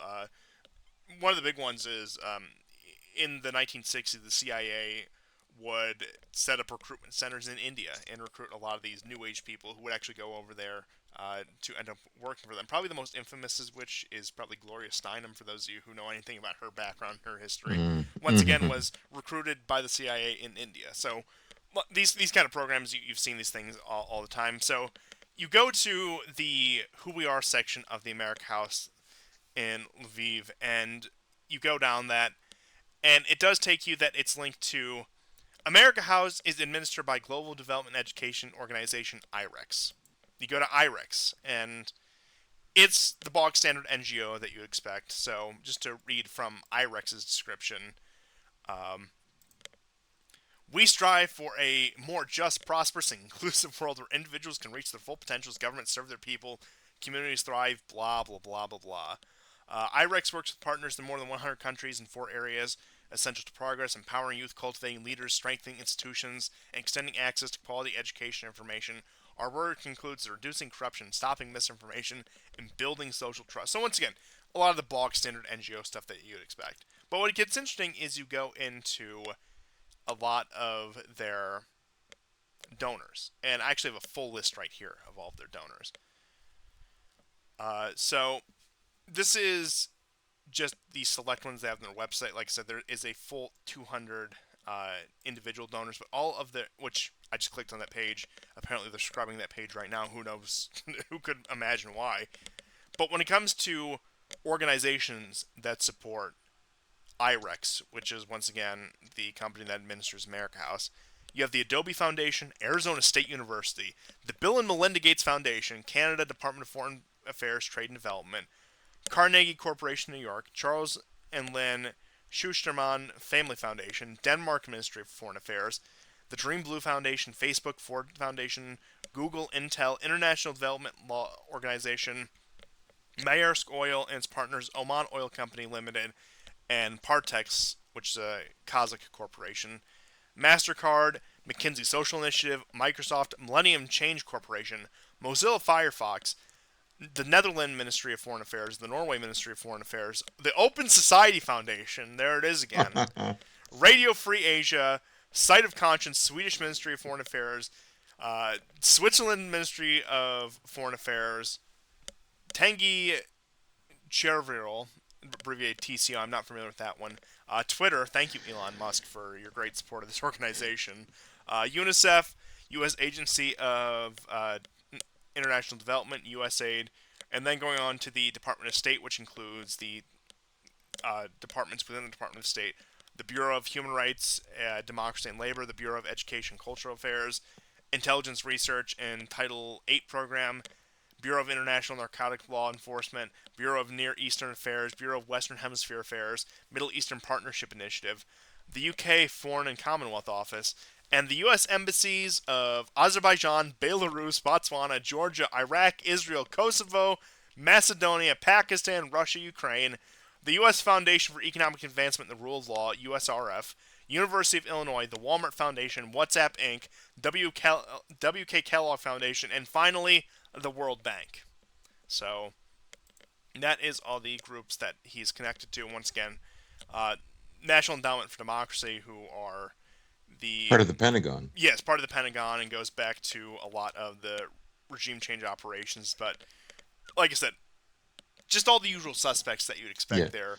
And plus the NGOs basically took over the job of the CIA, but the CIA by the mid to late 70s, their reputation was so sullied. It was so bad that in the 80s, and in the 80s it kept going because of course there was the whole Iran Contra scandal, and they like really out of survival,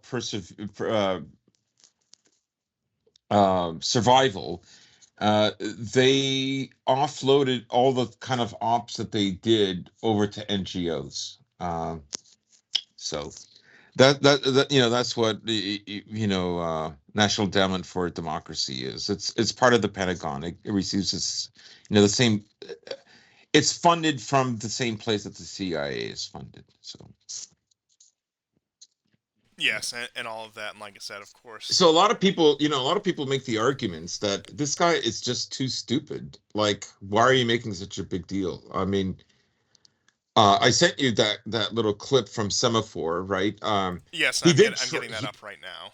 Yeah, he did try to get the Ukrainians, particularly the Foreign Legion, to accept something like 3,000 to 4,000 Afghani fighters who had fought against the Taliban, right? Like, I mean, I get why they don't want him there, right?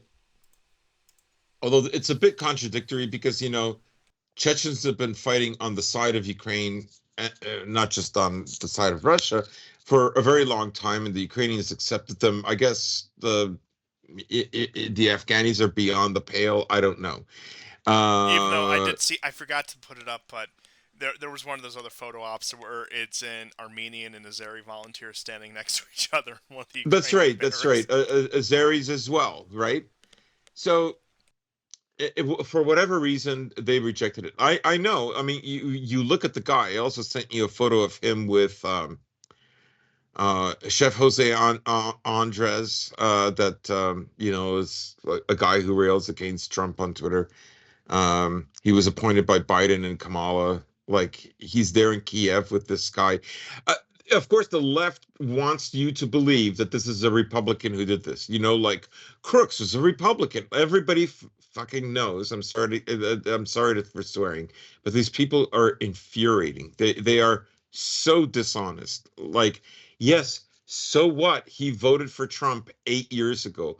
He didn't in 2020. All his donations since then, for over 4 years, are to the Democrats. He even wrote the former president of Iran to assassinate Trump. I thought that was funny because remember, just 2, 3 days after the first attempt on Trump's life, the story went out that Iran was trying to kill him. Like, I mean, this guy is a total glowy, and far from, like, let's say he's too stupid, he can't be a glowy. No, like, Have you glowies seen the have to caliber of be people they employ? patsies.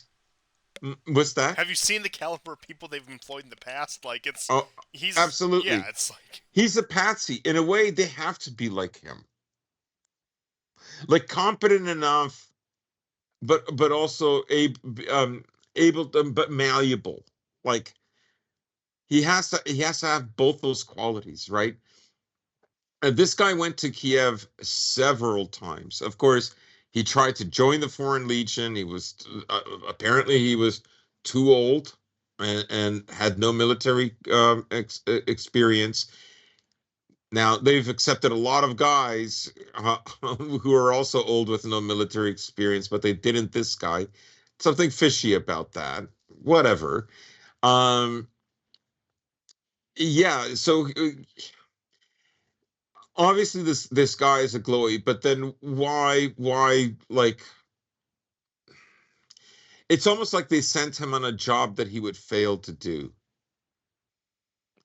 Or it doesn't matter whether he fails, right? Like, are we going to see more and more assassination attempts on Trump? Even if he wins, will they stop? I doubt it. like I said, there was that alleged bomb threat that came through just a few hours ago, as the time of That's recording, right. outside I think his rally in Arizona. What was it?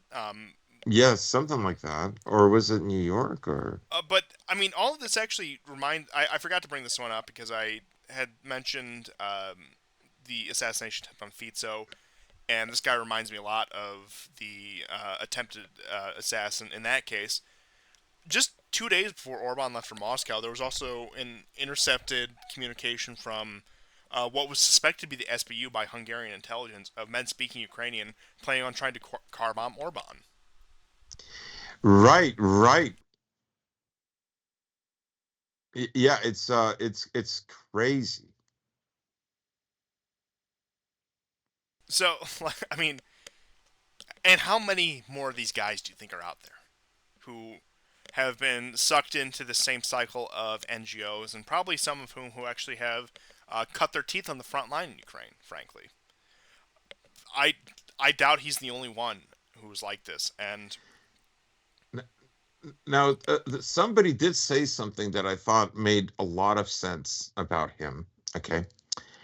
Back in June, there was a tweet that went out, and it was somebody who is not part of the Foreign Legion, but represents the Foreign Legion.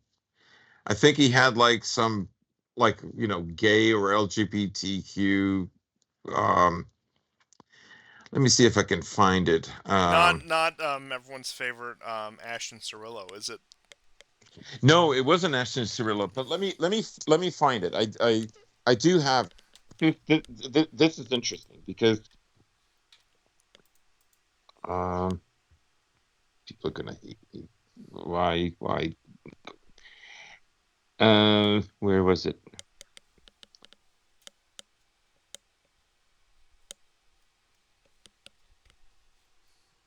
So basically, what this person said was, you know, Ruth has nothing to do with us. Uh, he's never been a part of our group, and um, just wish I could find the tweet. And this was posted, I believe, in June or July. Uh, I think June.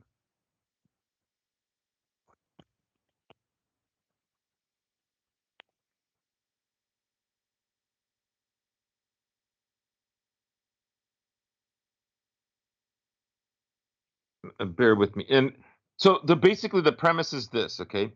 When they said you have nothing to do with us, even though he's been around their edges, so to speak, he was in an Azov commercial.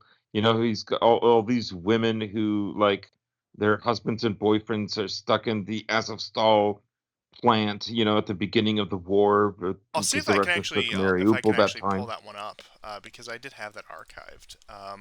So I'll see if I can get that on screen while you're looking for that. So basically, when he did that, when they disavowed him, that is the point where he became basically like an operative for, you know, for, let's say, an element of the regime to get rid of Trump. Now, I think the regime is split on him. Like, I don't think the regime, like, I don't think everybody is set on making sure Trump doesn't get elected. I think some people want him elected.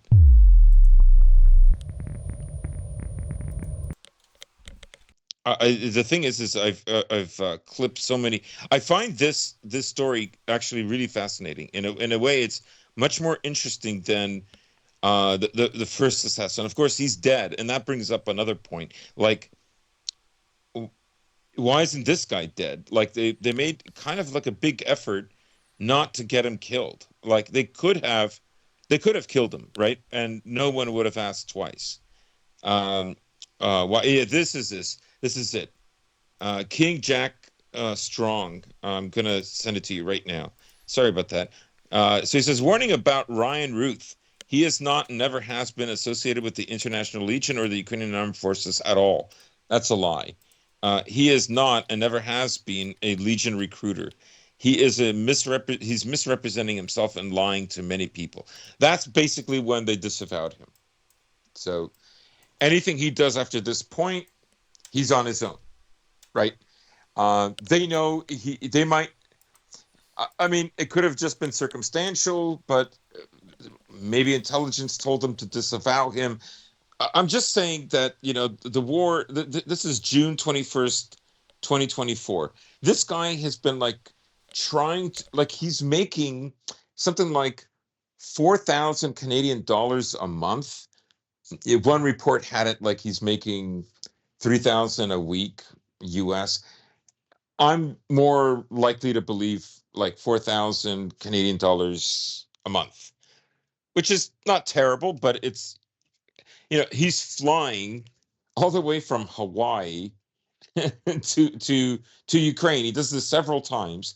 He gets in contact with he even publishes the phone numbers of US mercenaries on Telegram that anybody can see.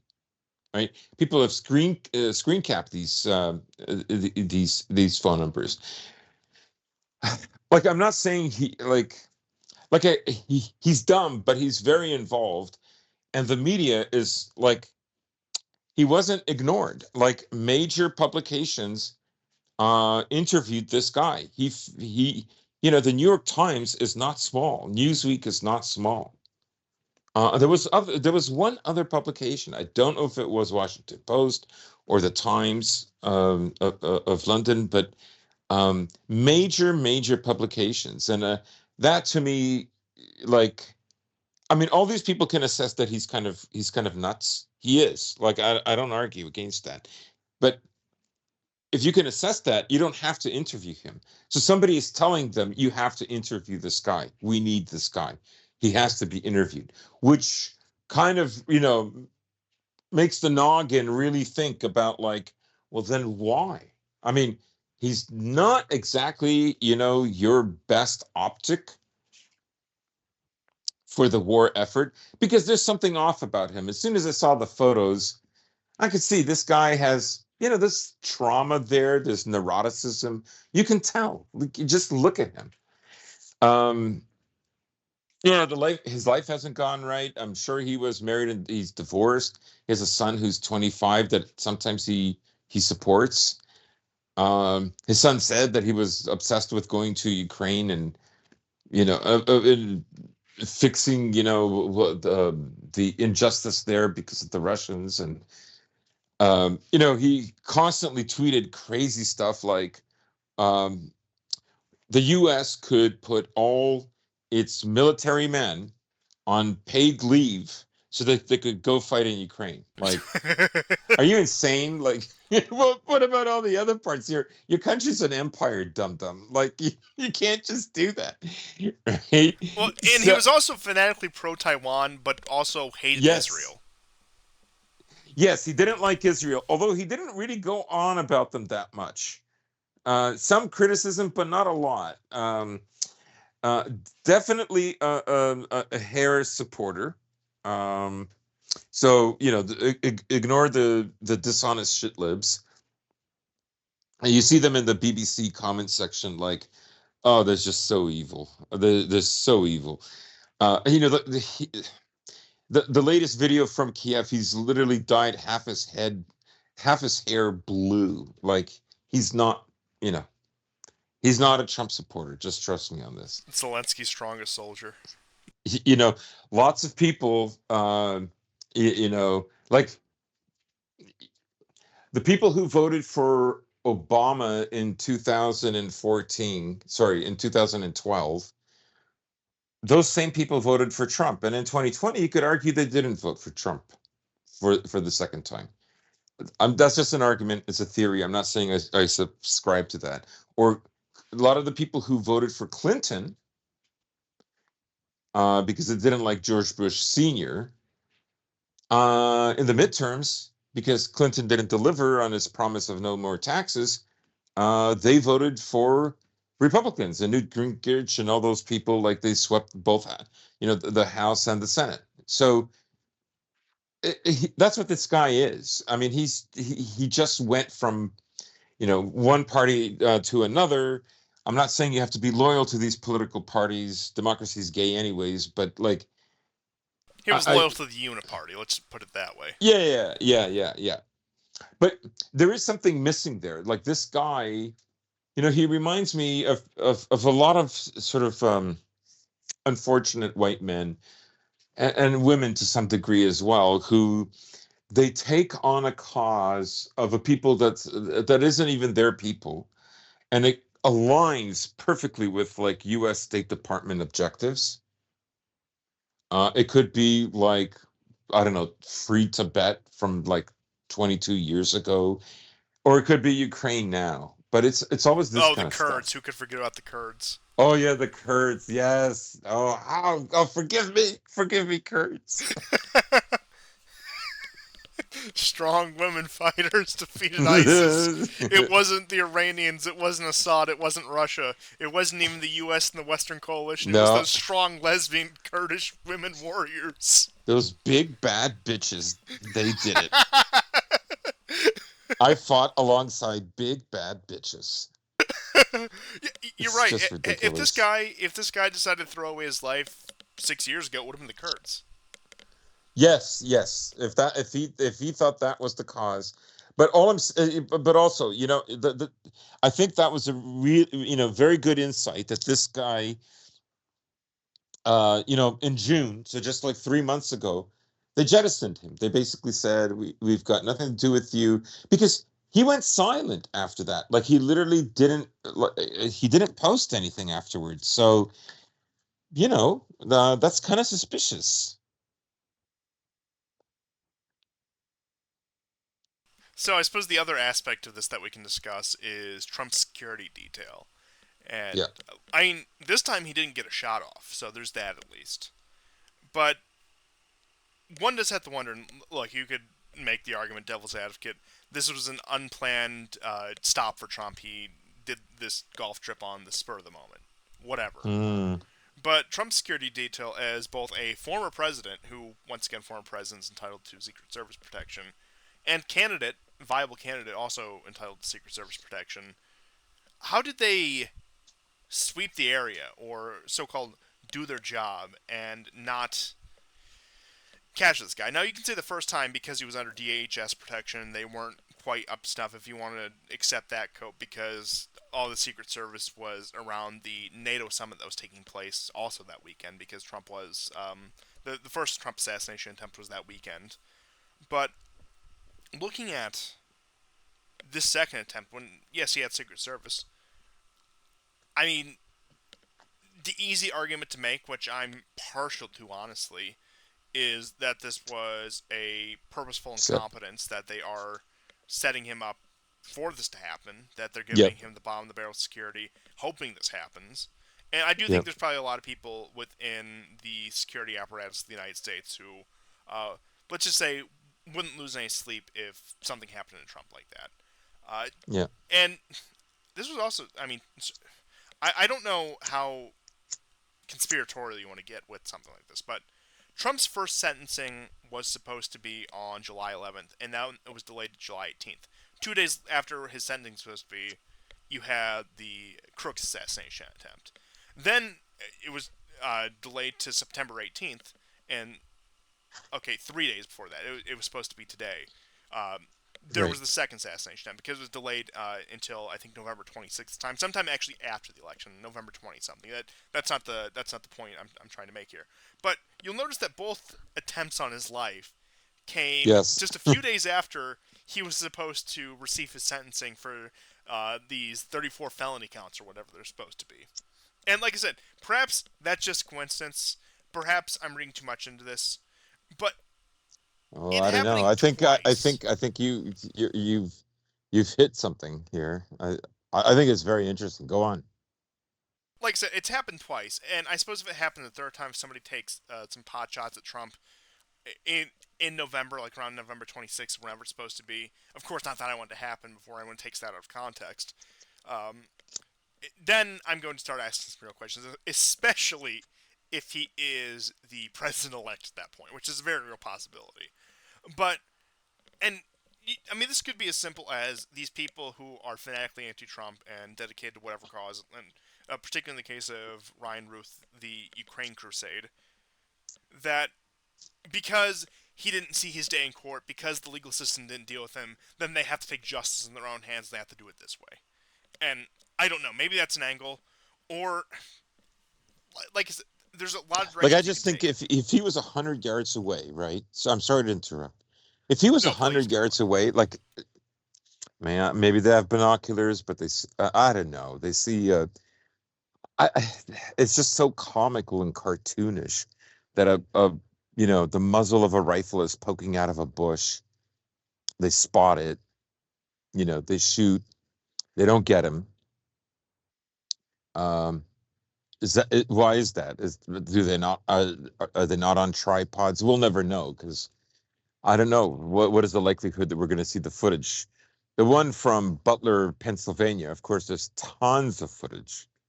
Yeah, because it was an actual rally, and like Yeah, cameras were all over the place. yeah, But I mean, I think I'm with you when it comes to there is a real divide within the American state, within the apparatuses, the yeah. empire, that there is a faction that fanatically does not want Trump to win, believes that he will undo all of their work, and then the faction, let's be honest, the ones who care more about Israel than most, if not anything, who have made their peace with Trump winning, or maybe some of the ones who see Trump as maybe something of a pressure valve, that the discontent that is built up against them can be funneled through Trump and can be used to bring some of these people back in line. And of course, the theory that they want to get the white boys to enlist again, so we got to put somebody like Trump in office. all valid theories, in my opinion. Yeah. But I do think that this probably is an institution. This probably is a security state, civil war in a sense, where they are tearing themselves apart over Trump, and that's why you do get these gaping security flaws. And look, if this happens twice in the course of, let's just say, roughly, what was it, 2 months? Because the first one Yeah. was July 13th, and the second one would have been September 15th. So just over 2 months. We still have 6 weeks, give or take, until election day. And then post election as well, especially if the results are as contentious as they were in 2020. If there is another, let's just say, recount debacle, which is very possible given how things are going right now, then I do think that you are going to see more attempts of this kind on Trump. Now, whether they are more or less competent, we'll see. Even just for the sake of political stability, I don't care if you despise the man with everything you have, and I'm sure that there's some people in our audience who do.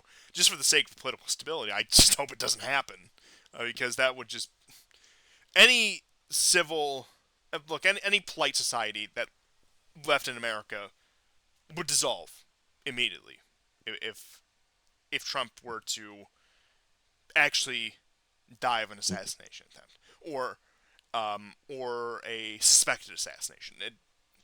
Even if Trump were to die under more natural cause, that would probably lead to all sorts of theories, which I wouldn't I wouldn't dismiss outright.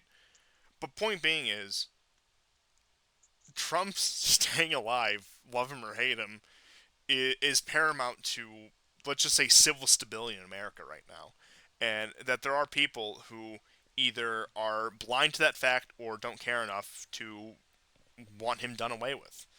And like I said, maybe this is all leading up to him eventually being locked in a cell, which I think in its own right would lead to a great degree of political instability. But like I said, there's a lot there's a lot of ways this could go, and as I was saying earlier, I think that they have people like Ryan Root, that they have these people who have been groomed by the NGOs. They got boatloads of them. And if they need them to do stupid things, they need them to do stupid political activism, they need them to participate in riots, commit any sort of political violence, then they have these people more or less on speed dial. Yeah. We'll see if this guy lives or not. But if you look at him, you know, he's not he's not all that different than Hinckley, who almost killed Reagan. Uh, he's not that different than Oswald. Like there's something off about all these guys, right? And they're patsies, right? That's why, like, the idea that they have to be super competent, right? It isn't necessarily true. Sirhan, uh, like the guy is literally talks like he's a victim of MK Ultra. Like, so you know, that argument doesn't hold water. But you know, you saw that after the debate that Trump had with Biden, for a little while, you thought like, okay, Biden is finished. Trump survives the assassination attempt. He's on a crest, right? And you thought, like, what's the media going to do about Harris? And they rallied behind her. And I would say that they have doubled down. They have chosen her to win. They want her to win. Doesn't mean she will. It could be a repeat of 2016. We don't know what kind of tomfoolery they'll get up to, but they want her to win. I think now that Biden is out of the picture, there's a larger consensus to get her to win. However, you know, I noticed in this the stream that Argent had a couple of days ago, and you brought it up, that they may have wanted him to try, knowing that he would fail, um, and that would implicate him with Ukraine, and that could indicate that there's elites, or there's people in intelligence. Remember, he never even got a shot off. That want to pull out of Ukraine and maybe focus more on Israel, Iran, Lebanon, right? We'll get into the stuff that happened in Israel, rather Lebanon. But just remember, the Houthis fired what many are saying is a hypersonic missile. Um, but we'll get into that because I've got some slides to send you. So, anyways, it could be that there's a portion of the elites that still want Trump to win. That they think that going forward, this is the best case scenario. Clearly, all those bastards and those connivers behind the dreaded Project 2025 we must be hearing about. That's the deep state that wants Trump to win. They're gonna. I don't know. They're gonna make America like some hard right dictatorship or something. Oh Probably yeah, right. something a lot cool. Something that sounds a lot cooler than what it probably actually is. But that's I aside the point. But no, no. But I mean, I am making a joke here, but Yeah, this is what a lot of these people actually do believe that. And yeah, I mean, look, I wish I was able to get more of the archives. I'm sure they're out there of Ryan Ruth's social media, of his Twitter, of his Facebook, because it was unhinged going all the way back to 2020. It yes, was pretty much like what I was saying, but serious towards that. yeah. He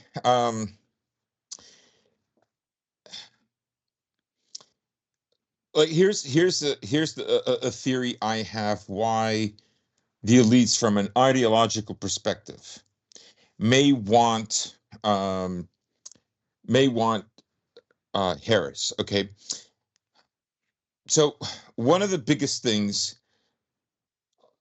like if you were, you know, let's say like us, like you now as a young man, politically astute, very much interested in geopolitics and politics. One of the things that happened at the end of the 70s, of course, Reagan won, but Reagan won by appealing to consumerism. I'm going to lower the taxes. Why should you support welfare? There are all kinds of like arguments like ending welfare, right? That's what was holding all the Americans back. Because, America is supposed to be the place where everybody can become a millionaire. So, um, but if like from a cultural point of view, political parties can switch often their positions. Like labor at one time in the UK really was associated with workers and workers' rights and the value of labor, right?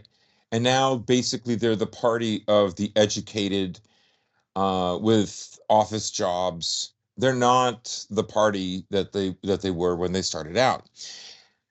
Conservatives in the West, let's say in America, were, let's say in the 50s and 60s, more group oriented, right? Because their culture was still the predominant culture. However, the culture that was arising was highly individualistic in the 60s, particularly late 60s, early 70s, right? So the the leftists had their own idea of of working for the causes of other people, right? It was group, but it was not group sentiments the way, let's say, the right were about people go to church. There's certain taboos that you just don't do. Culture has to reflect that. You can't have certain kinds of films. You can't corrupt the youth, et cetera, right? Whereas with the Dems, especially with Roosevelt, you have the idea of the state trying to, especially after the Depression, and it was the fault of capitalism. So we couldn't ever have something like that happen again, right? So two different sets of groups. But what the interesting thing that you get developing is the left in its culture, right, is going highly individualistic, and everything is about self-expression. And conservatives, Republicans, fixate on this. Reagan wins, Thatcher wins, based on the idea that you can be a conservative, be highly individualistic, no longer wanting to be associated with any group, but you vote conservative and You don't want to pay for other people at all if you can avoid it. All right. And the Democrats lost time and time and time again. You had basically, 8 years of Reagan and 4 years of Bush Sr., who, of course, was his vice president for the first 8 years. So you can see it's a legacy of like 12 years, a very long time. And we've discussed on this show several times, not just this year or the previous year, that, Clinton won basically using talking points that Reagan had, right? So what's happening here, right? Again, individualism, but he's giving a late 20th century Republican individualism argument about why you should vote for him, right? It's that boomer truth thing, like I'm spending my child's inheritance on this RV, and I'm loving it, right? That's the most extreme version. Boomers were Many boomers were very sincere about that, and so what you have now, because economically America has not been strong for decades, the way you express yourself individually is all around sexuality, right? And in many ways, the Republicans can't crack this. And again, it still comes down to individual self-expression. That And so and also grievance ethnic politics. yes, yes. And so, yes, and so the groups are small, they're very particular. It's a very specific kind of ethnicity, so on and so forth, right? The regime pets, right? So the unions are passe, and all these other, the moral majority, that's passe, and so on and so on. What the Democrats, I think, the ideologues are afraid of with a Trump victory is that undoes all the adaptation that the Democrats had made in order to win against the Republicans, beginning with Clinton, right? I think it undoes that. And look, it's a theory. I could be totally wrong, but I don't know. It's just something that I've thought about, and maybe that's why they're afraid of Trump. I mean, yes, they will say he's a dictator, it's this or that, but he puts he would put the argument in he would steer the argument, the ideological argument for America, in a direction they don't ever want to see again. Because I think what they have right now, they think absolutely works. They have young people obsessed with sexuality, except with their sexual identity or identities, and that is the highest form of self-expression, and they don't want to lose that. As weak as Trump's arguments are, right? They're still kind of middle class, maybe self-employed. In the middle class, that people tend to look at the middle class as dangerous because they're independent. When Hitler got elected, he went by a small margin, and the people who voted for him were middle class, and so they're always going to be hesitant about that. Anyways, I think that comes into it. That's why I think some of them will never want him in, because this balance that they have achieved, they don't want to lose it. Again, I could be wrong, but I think it's worth looking into. It's worth No, I revisiting. think I think that was great points all around. I really don't have much to add because I think you it's an interesting perspective that I have not considered before. Uh, but with that being said, I think we should move on to some Yeah. of the news out of Lebanon in particular. So recently, before we get into the big news about Lebanon, the past week and a half, and as we covered on last show with Geo, I did bring it up later towards the show. There were some Israeli strikes on Syria, and you had through that week, that past week, Israeli strikes on Syria and Lebanon continuing. Just a lot of the standard salvo of missiles that you would expect. But heading into yesterday and today as the day of recording, which is September 18th, 2024, there was an explosion of pagers across Lebanon. So for context, Hezbollah, I think it was around sometime last year, but it was pretty recent, has forbidden the use of cell phones because they're too easy to track and they're too easily to get spyware on, Mm. and that it was causing a lot of security breaches between them and the Israelis. So they dumped cell phones and they went to pagers once again. A very primitive form of communication by today's standards. And what started happening yesterday and today is that these pagers Hezbollah members had were exploding.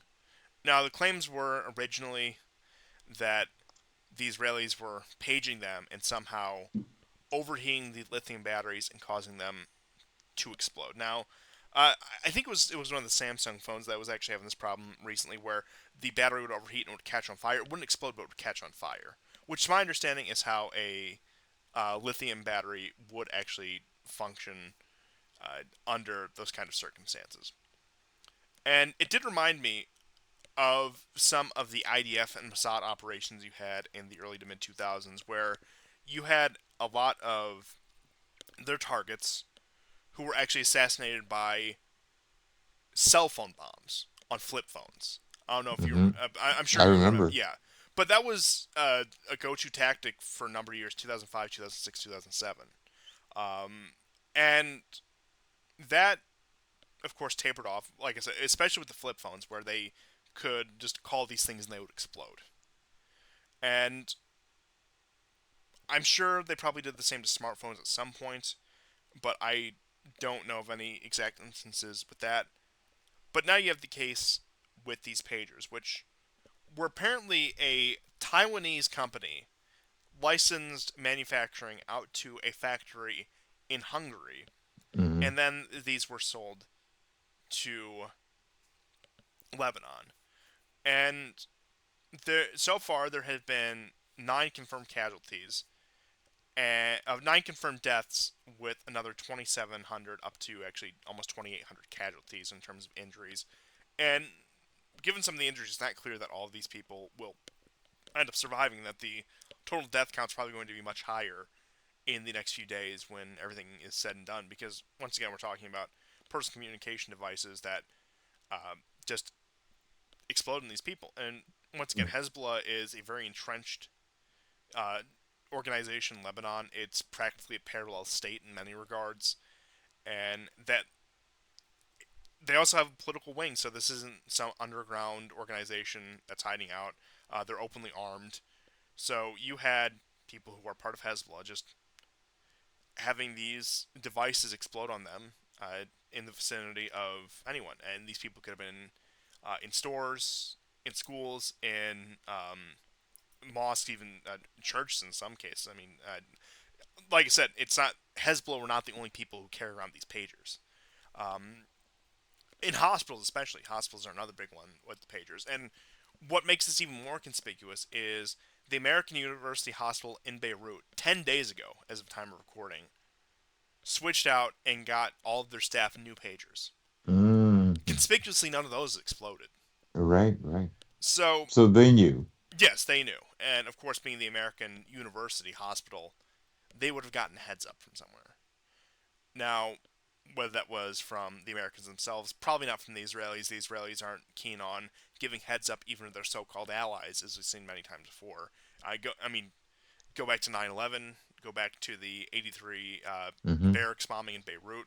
Like I said, they had advanced knowledge of both of those. They withheld those because it would have compromised the so-called security of their operations, or whatever BS excuse they would have thrown at us for that. But the speculation, which I'm inclined to believe, is not that they've come up with some hack where they can just make any lithium ion battery explode. That's ridiculous. It's something out of a movie. Uh, but what they did do, in my opinion, is intercept these shipments. Maybe they had some sort of collaborator on the ground in these factories in Hungary and elsewhere who rigged up these devices with explosives.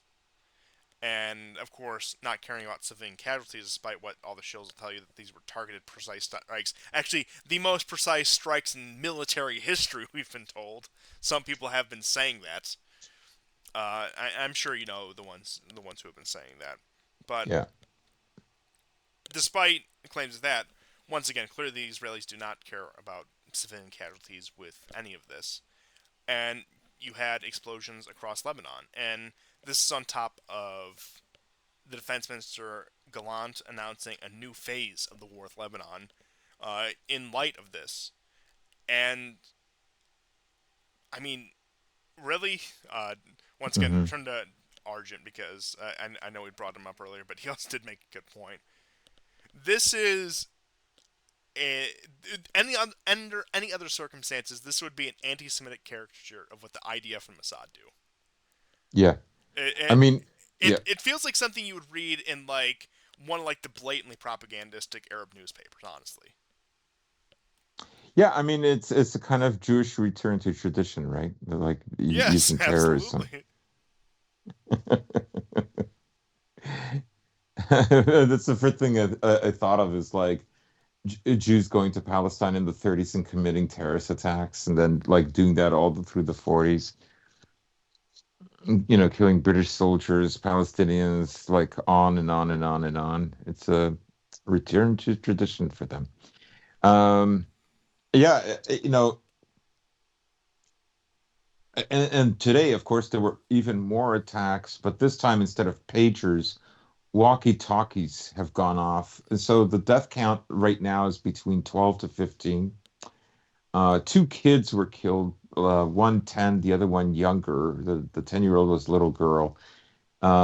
Six Hezbollah ops, I don't know what kind of officers they were, um, also died. But I think what might have caused this, okay, what might have caused this, it's maybe more than one reason. This is just speculation. I could be totally wrong. But just a couple of days before this happened, if you want to pull up the map, let me just, if I can edit this, that doesn't matter. I have a map of the missile strike that the Houthis launched against um, Israel. This is at least the third one since 2023 that has successfully reached Israel. And this reached some kind of, I don't know if it was an oil facility. I'll get you that slide next. But if you put up the map first,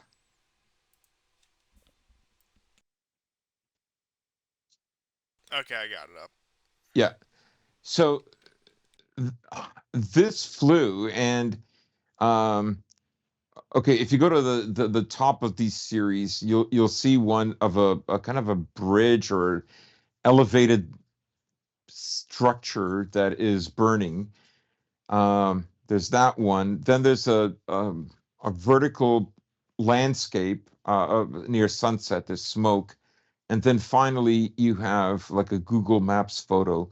If you can put them up, right? This is what the Houthis hit, right? And it was a big surprise for the Israelis. They didn't think like they could be affected this way. The Iron Dome did not work, and they hit, I believe, another missile, or one of their missiles misfired, and it went into a shopping mall. That's the picture of the escalator that crashed through the ceiling of the mall. The other thing that has happened is a group of three IDF soldiers were killed. These are not the ones that I talked about last week. This is a separate group, and then another four were killed in Gaza. But the other thing that has happened is this is the photo of the guy in the bottom by Yeni Shafak. So the officer who spread the lies about the beheaded babies was killed by Hamas. I wonder if this was kind of revenge for that. I mean, obviously, it feels like revenge, but tonight as we speak, the Israelis are preparing to re-invade Lebanon, and they have a very maximalist goal. They're saying anybody who strikes Israel, we're going to take a chunk out of your land. You know, so Unhinged. so that's an interesting unhinged threat. I mean, I'm just getting some of these other pictures up for context, just so people get an idea of what you're talking about here. So I'll just have those up, and I'll go back and look at some of the other ones. But I actually didn't hear the announcement that they're going to be occupying land of any country that strikes against Israel. And I've said this many times before, and I think it bears repeating, especially in light of recent events. This is a country that would plunge the entire world in the war if it meant taking a few more inches of the Gaza Strip. And I just want to make an argument to some people who might be on the fence about Israel, or maybe even actually pro-Israel, that you can make all the moralistic arguments you want. You could say, "Oh, Israel is a fine country, it's a first world country, it's a shining beacon in the Middle East." Well, I will once again present this argument many times before. I don't care how good their internal situation is. I don't care how development they are. I don't care how quote unquote their human right situation is and how great it is, especially compared to its neighbors. This is a belligerent, expansionist country that, as I had just said, is willing to plunge the world in the war if it means getting one over on their regional rivals. And that any other country, if it did not have nukes, would have been felled by a coalition war at this point. And I know you Hmm. can talk about the 48 or the 67 or 73 war. Yeah, look, yes, Israel did win those. And you can talk about the merits of their victory. You can talk about did they just get lucky? Was the circumstance just right? Right. You can talk about the preemptive strikes, which once again, I mean, it's war. It's bound to happen. You're going to have preemptive strikes by your enemy. But so I'm not even going to say that they quote unquote cheated that way because it just comes off sour grapes. But point being is, if this country was not holding quite literally the entire world under the threat of nuclear annihilation, once again, the Samson option, you might call it conspiracy theory, you might call it whatever. I mean, the Israelis have more or less confirmed it many times at this point that they'd be willing to implement something like that. This country would have been taken down by, frankly, an international coalition. If any other country, not even Arab, but any other country in the world behaved like this, I mean, they destroyed Serbia over far less. They destroyed Iraq over far less. They destroyed countless countries over far less belligerence than Israel. And Yeah. like I said, they're willing to weaponize personal communication devices at this point. That anywhere where the IDF or the Mossad or Israeli state actors have access to the supply chain, they can rig something up to explode. And as we've seen, they did this in Lebanon. And I think something we also have to ask ourselves right now is they'll do this for more quote unquote conventional attacks. What's to stop them from, I don't know, intercepting a shipment from going to a so called ally, setting up a false flag and saying the Iranians did it, saying Hamas did it, saying Hezbollah did it? They are not beyond false flags. We've seen Hmm. countless examples of this since the establishment of Israel. That is actually a specialty of Israeli intelligence to set up these. I mean, I think the Lavon affair comes to mind when they threatened the Jewish populations of Egypt, and they also threatened American and British embassies in Egypt. Like I said, this is a country that behaves. I don't even want to say as if it were a great power because I think great powers, even at their most unhinged, show more restraint, frankly. But this is a country that acts as if it has complete immunity, as carte blanche to do whatever it wants, and the implicate. I mean, this attack itself was bad enough, but I think the implications of it, and I think the can of worms that is opened, is going to be frankly disastrous, and that we're not going to see an end to this, and that if Israel's opponents get the opportunity to conduct a counterattack in kind, they certainly will. And of course, we'll never hear the end of that one. It's going to be worse than October 7th, as I'm sure they'll tell us. But they have innovated what is frankly a completely new form of warfare. I mean, that's even going back to say the cell phone bombs. I mean, I can't think of any other state actor or non-state actor who actually employed the use of something like that, except Israel in the early 2000s. Perhaps I'm wrong. Perhaps the U.S. did use them in Iraq. I can't recall exactly. But point being is, this isn't anything new for them, and that they've broken the seal on this. And I think a lot of people are going to suffer the consequences. One of the arguments that was made is, what if somebody was on a commercial airliner when this happened? You're right. It would have destroyed the plane. Yeah. What if somebody was in a train or a bus? Maybe it wouldn't have destroyed them, but it would have led to, once again, more casualties. It is no different than, frankly, it's probably worse than if they would have just dropped cluster munitions across civilian areas in Lebanon. That Hmm. probably actually would have had a lower casualty rate than what we saw today. Yeah, and I think again, I said it before last year when they began to genocide the Palestinians. Like a lot of people on the right are very soft on them, and the fact is these people will not stop. Like they will. You have these what is it? The BDSM laws, the uh, uh, laws against boycotting Israel. Over half of American states have adopted these. There's no reason for them to do that. I mean, who's in charge here, Israel or America? And so these power grabs are going to continue, right?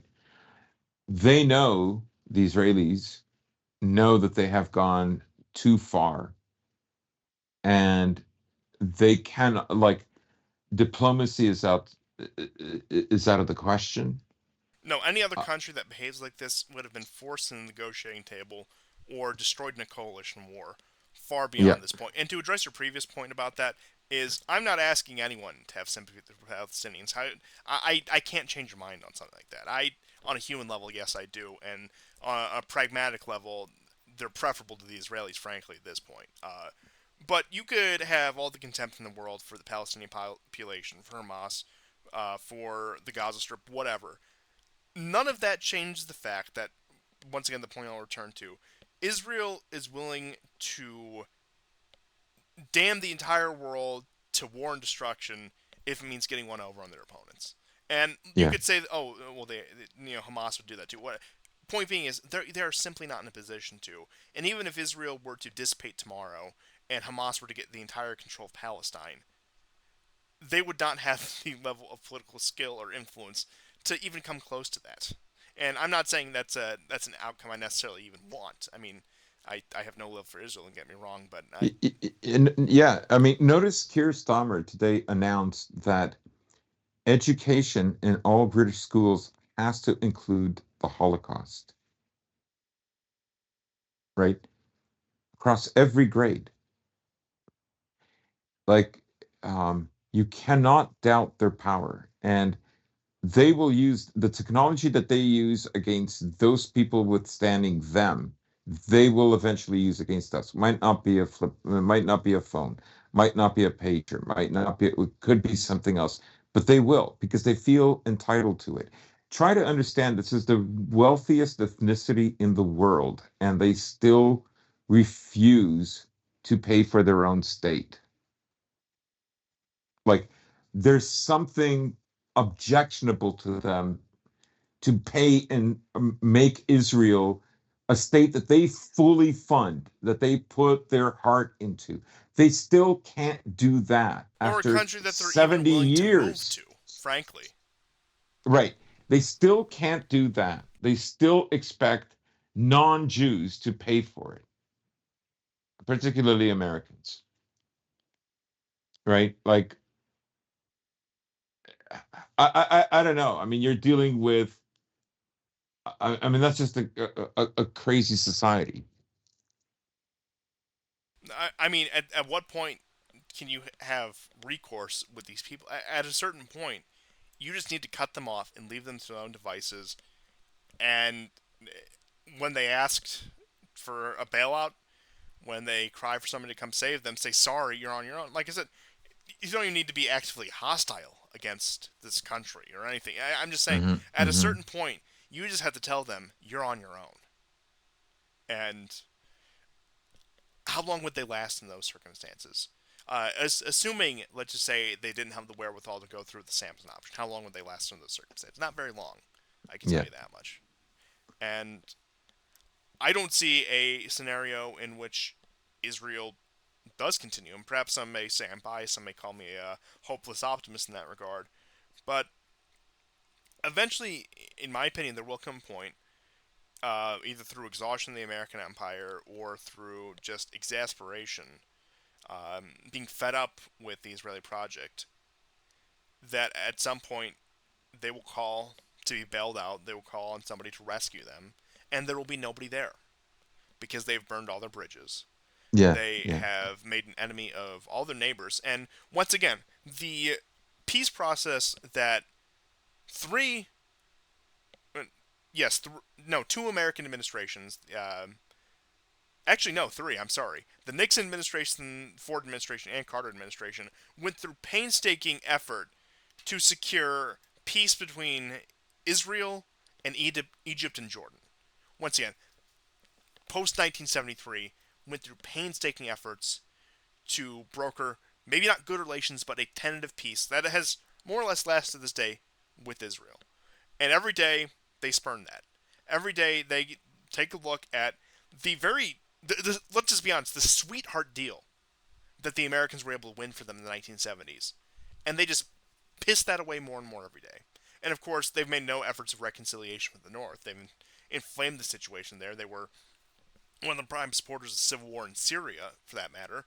And at that point, you had Bashar al-Assad in power, who was actually making overtures towards the West at the time of the Syrian civil war, at the time leading up to the Syrian civil war. So, and They Hezbollah, completely misled him, oh, just as absolutely. they had done to Gaddafi. The same. You can never trust the Americans, and when they talk about you can't trust the Russians, it is literally the Americans projecting themselves. Yeah, I mean, in terms of negotiating power, yes, Saddam disarms, he can stay. Gaddafi disarms, he can stay. Assad disarms, he can stay. And we made the same deal to North Korea. And look, North Korea, regardless of what you think of it, is still standing as a country today with a nuclear arsenal because they did not take that deal, because they did not sign away their nuclear weapons. And that's the reason why the Iranians are, let's just say, allegedly pursuing nukes. That the, the agreement under the current American regime, at least, will not be honored. They It's always a backdoor for future regime change. Now, in the case of Assad, he was able through his own political maneuvering and calling upon his allies to escape that, but Saddam Hussein, Iraq got outright invaded. Libya, it got bombed to dust, and we all saw what happened to Gaddafi. I'm sure we've all unfortunately seen that video, and its country still torn by civil war today. So even with all of that, even with the overtures of, like I said, somebody like Assad in the mid 2000s into the 2010s up until the actual outbreak of the Syrian civil war, willing to make those overtures towards the West and agreed to that, withdrew from Lebanon. Lebanon was under partial Syrian occupation for a number of years since the end of the civil war. Pulled back Right from, up in the right up until the year 2000. yeah, and he pulled back from that. And once again, that was the reward for cooperating with the West and going easy on Israel. And we've seen the state of Egypt. I mean, Egypt is, I mean, compared to some of other countries in the region, it's, I would say, preferable, but it's nowhere what it used to be. And I guess the Jordanians do well with themselves because they just roll over to whoever the dominant power is. But point being, Jordan is also a shell of its former self. It's not a country that commands any significant influence. It just operates as an American base, really. And this is the price they get for cooperating with the West. That once again, the West has shown itself to be such an unreliable partner, especially in the Middle East. And now we're seeing that in other parts of the world with the failure of both Minsk agreements, with the failure of the Ukraine peace agreement in 2022. That whatever cabal is in the power in the West right now is simply incapable of negotiation, of compromise, and that terms will be dictated. And if terms are not dictated, then we're going to more or less declare war until you accept our terms. Except these days, they don't have the capability to win those wars that they declare. Right. Yeah. Uh, I guess, yeah. Because we, I mean, we see that now. They know they've gone too far. So there's no diplomacy. There's just warnings that the diplomacy is do what we say or else. but with much less capability than they had, 20 years ago, 15 years ago. I mean, really, since the end of World War II, barring some key examples, I suppose there was a bit more pragmatism during the Cold War because the Soviet Union actually had the guns to back up their words. Uh, it has been, at least in terms of military engagements, a dictation of terms. There's no Hmm. negotiated peace. There's no peace settlements. It's they destroy you, they negotiate terms. But once again, they also these days do not have the capability to impose complete military occupation and dictate a country's course from the ground up. The last time they were able to do that was Iraq, which was over 20 years ago at this point. They wouldn't be able to do it to Iran. They probably couldn't even do it to Iran back in the mid 2000s. They definitely couldn't do it to Afghanistan. We saw what happened to Afghanistan, and now you have the State Department in the U.S., the Foreign Office in the U.K., and pretty much every diplomatic service in the Western world that is incapable of negotiating. And I mean, hell, look at the situation we have where we actually have to negotiate with countries, or did for a number of years, like North Korea and Syria, through the Swedish and Czech embassies. That these countries Hmm. are more competent diplomatic actors than the so-called world superpower at this point. And I don't know, maybe arguably being a small, less significant country makes you more apt to diplomacy. But once again, and I don't know, let's just look at some of the previous U.S. secretaries of state just briefly. You have Blinken right now. You have Pompeo before him. I guess you could make an argument for Tillerson because Tillerson was, at the end of the day, an oil man, which you can talk about maybe some of the morality of what he did, but I think at the end of the day, had he been allowed to stay, he probably would have been a good Secretary of State just because he was think from like a pure business and energy mindset. So he's arguably the best one that we've had in the past 20 years because before that, what you had John Kerry, Hillary Clinton, and then Bush's cadres of his foreign policy team. There was, of course, John Bolton, Condoleezza Rice. I don't even remember all of them at this point. It's too far back for me to calling specific names of mine. But even going back to the Clinton administration, Albright, like I said, it's a bad situation when Rex Tillerson is the shining example of the bunch, and that's just simply because he was an oil man and he understood energy politics and probably would have played them in a very pragmatic manner. Which it is kind of a shame that we didn't get him stick around because I'm not saying that Trump's foreign policy would have been perfect at that point, but it probably would have been a lot better, a lot more pragmatic had somebody like him been in Trump's ear for 4 years. Yeah, those are excellent points. We don't have a lot to choose from, uh, but obviously something has happened. Like obviously they're asserting their power, and the people who actually started the Western civilization are just, uh, I don't know. They seem incapable of asserting their interests, or they no longer. I mean, their interests are then possibly highly individualistic. They're not part of a group anymore. No, they've become so warped that it once again returns to some of the points you were making about the Reagan later Clinton administration, Yes, yes. the cultural shift with that generation of people, where the idea of a collective civilization, especially post World War II, just Mm, completely out the window. And that I think largely because of that, it does become a game of vultures. That asserting interest just means whoever is there at the time is going to assert their own interest and is just going to pick away and pillage whatever they can, and that they have no real vision for a collective future. And say what you will about Russia, say what you will about China, love them or hate them. When you see Wang Yi, when you see Xi Jinping, when you see Lavrov, when you see Putin, like I said, these are certainly men who have their faults, many of them. But when you listen to these men speak, they clearly have a vision for what their nation, and maybe even more broadly, what the world should look like. And mhm. it's a lot more coherent. Like I said, you don't even have to like them. I'll reiterate that before I want to, start throwing around spurious accusations. But point being is, these are men with a coherent vision of what the future should look like, which actually does think in the terms of nations and civilizations, not GDP. And well, I'm not saying that they have no care for the economy, especially, I mean, I know the Chinese are, once again, very focused on a strong economy. I mean, you could say every nation is, but I know the Chinese have been vying for the top economic spot in the world for a number of years now.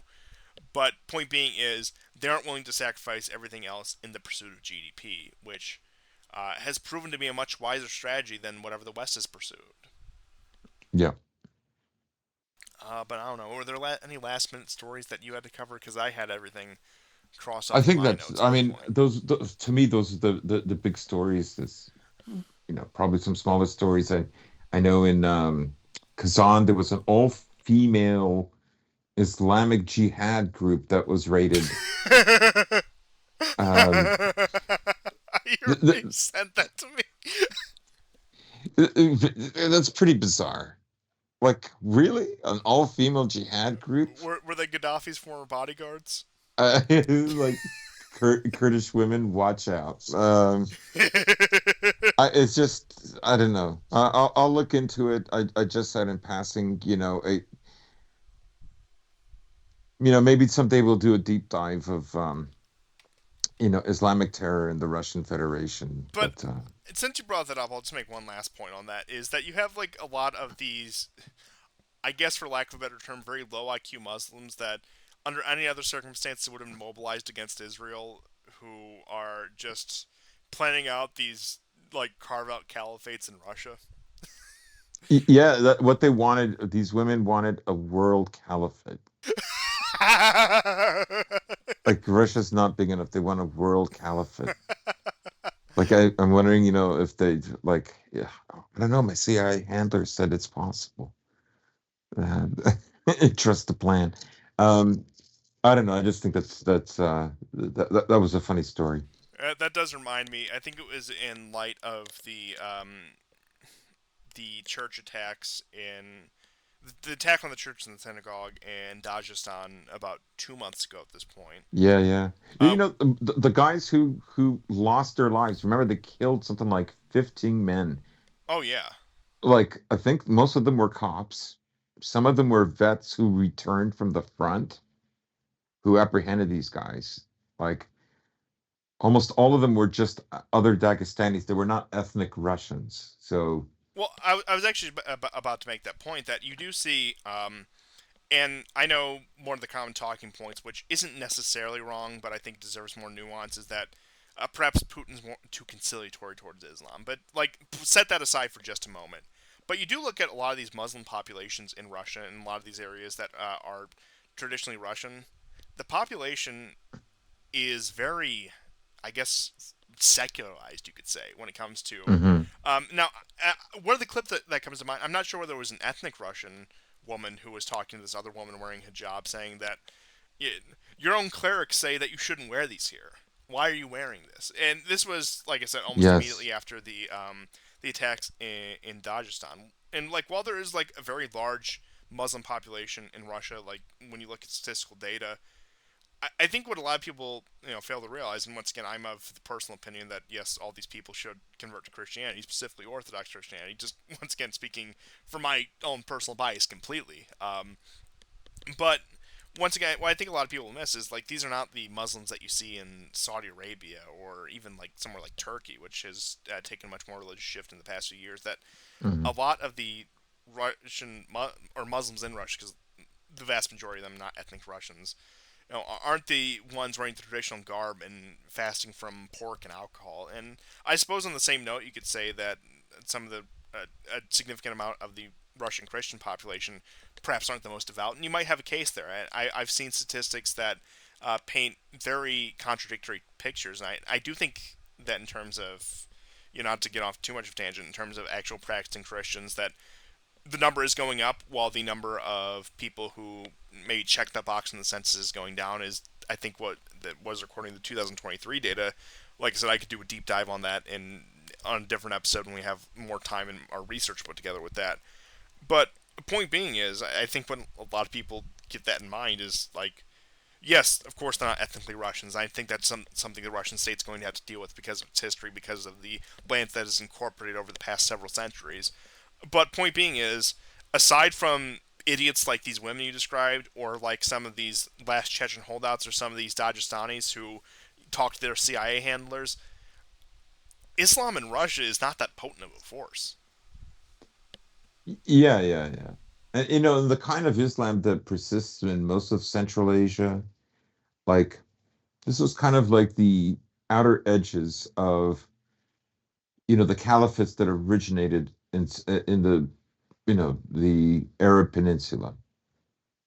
And then, later they found their home in Baghdad, so to speak. That became like another base.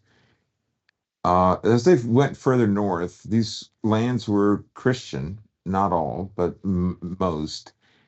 And what happened was people were kind of like, from what I've read, they were cryptic Christians, basically. And over time, Islam kind of was nominally accepted, uh, but later it became, what they call Sufi Islam, not Salafist. This is quite different.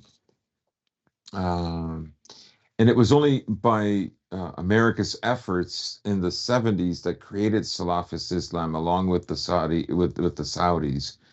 In order to fight the Soviet Union, that so they literally created this wave of Islamic terror that Yes, Ronald affected. Reagan telling us that the Taliban are just God-fearing, gun-toting farmers just like us good old Americans. I'm sure Yeah, you all remember like that speech, but it's so retarded. I love how he's another idiot that like receives so much respect he shouldn't, and you can critique Reagan from the right instead of the left, just like you can with Churchill. Like, no, and I'll actually give some like tentative credit to Reagan for some of his diplomacy. Let's not go too far, but once again, 90% of what I have to say about the man are critiques from the right. So I think you're completely yeah, on yeah, base yeah. there. But Like, I mean, big deal. Oh, there were no gulags left in 1989. The gulags had disappeared for like 30 years. Like, yeah, I mean Khrushchev shut them down. Like that's Khrushchev had it, like in the 50s. Like, just he did a enough, lot of other right? gay stuff, but that's beside the point. Yeah. Um, but sorry, we're getting off track here. But yeah, going back to your point, the last point I'll make, and perhaps this warrants another episode. But political Islam as a force after the collapse of the Ottoman Empire was more or less dormant until the 1970s, until that fire was lit by the CIA and State Department. Yeah.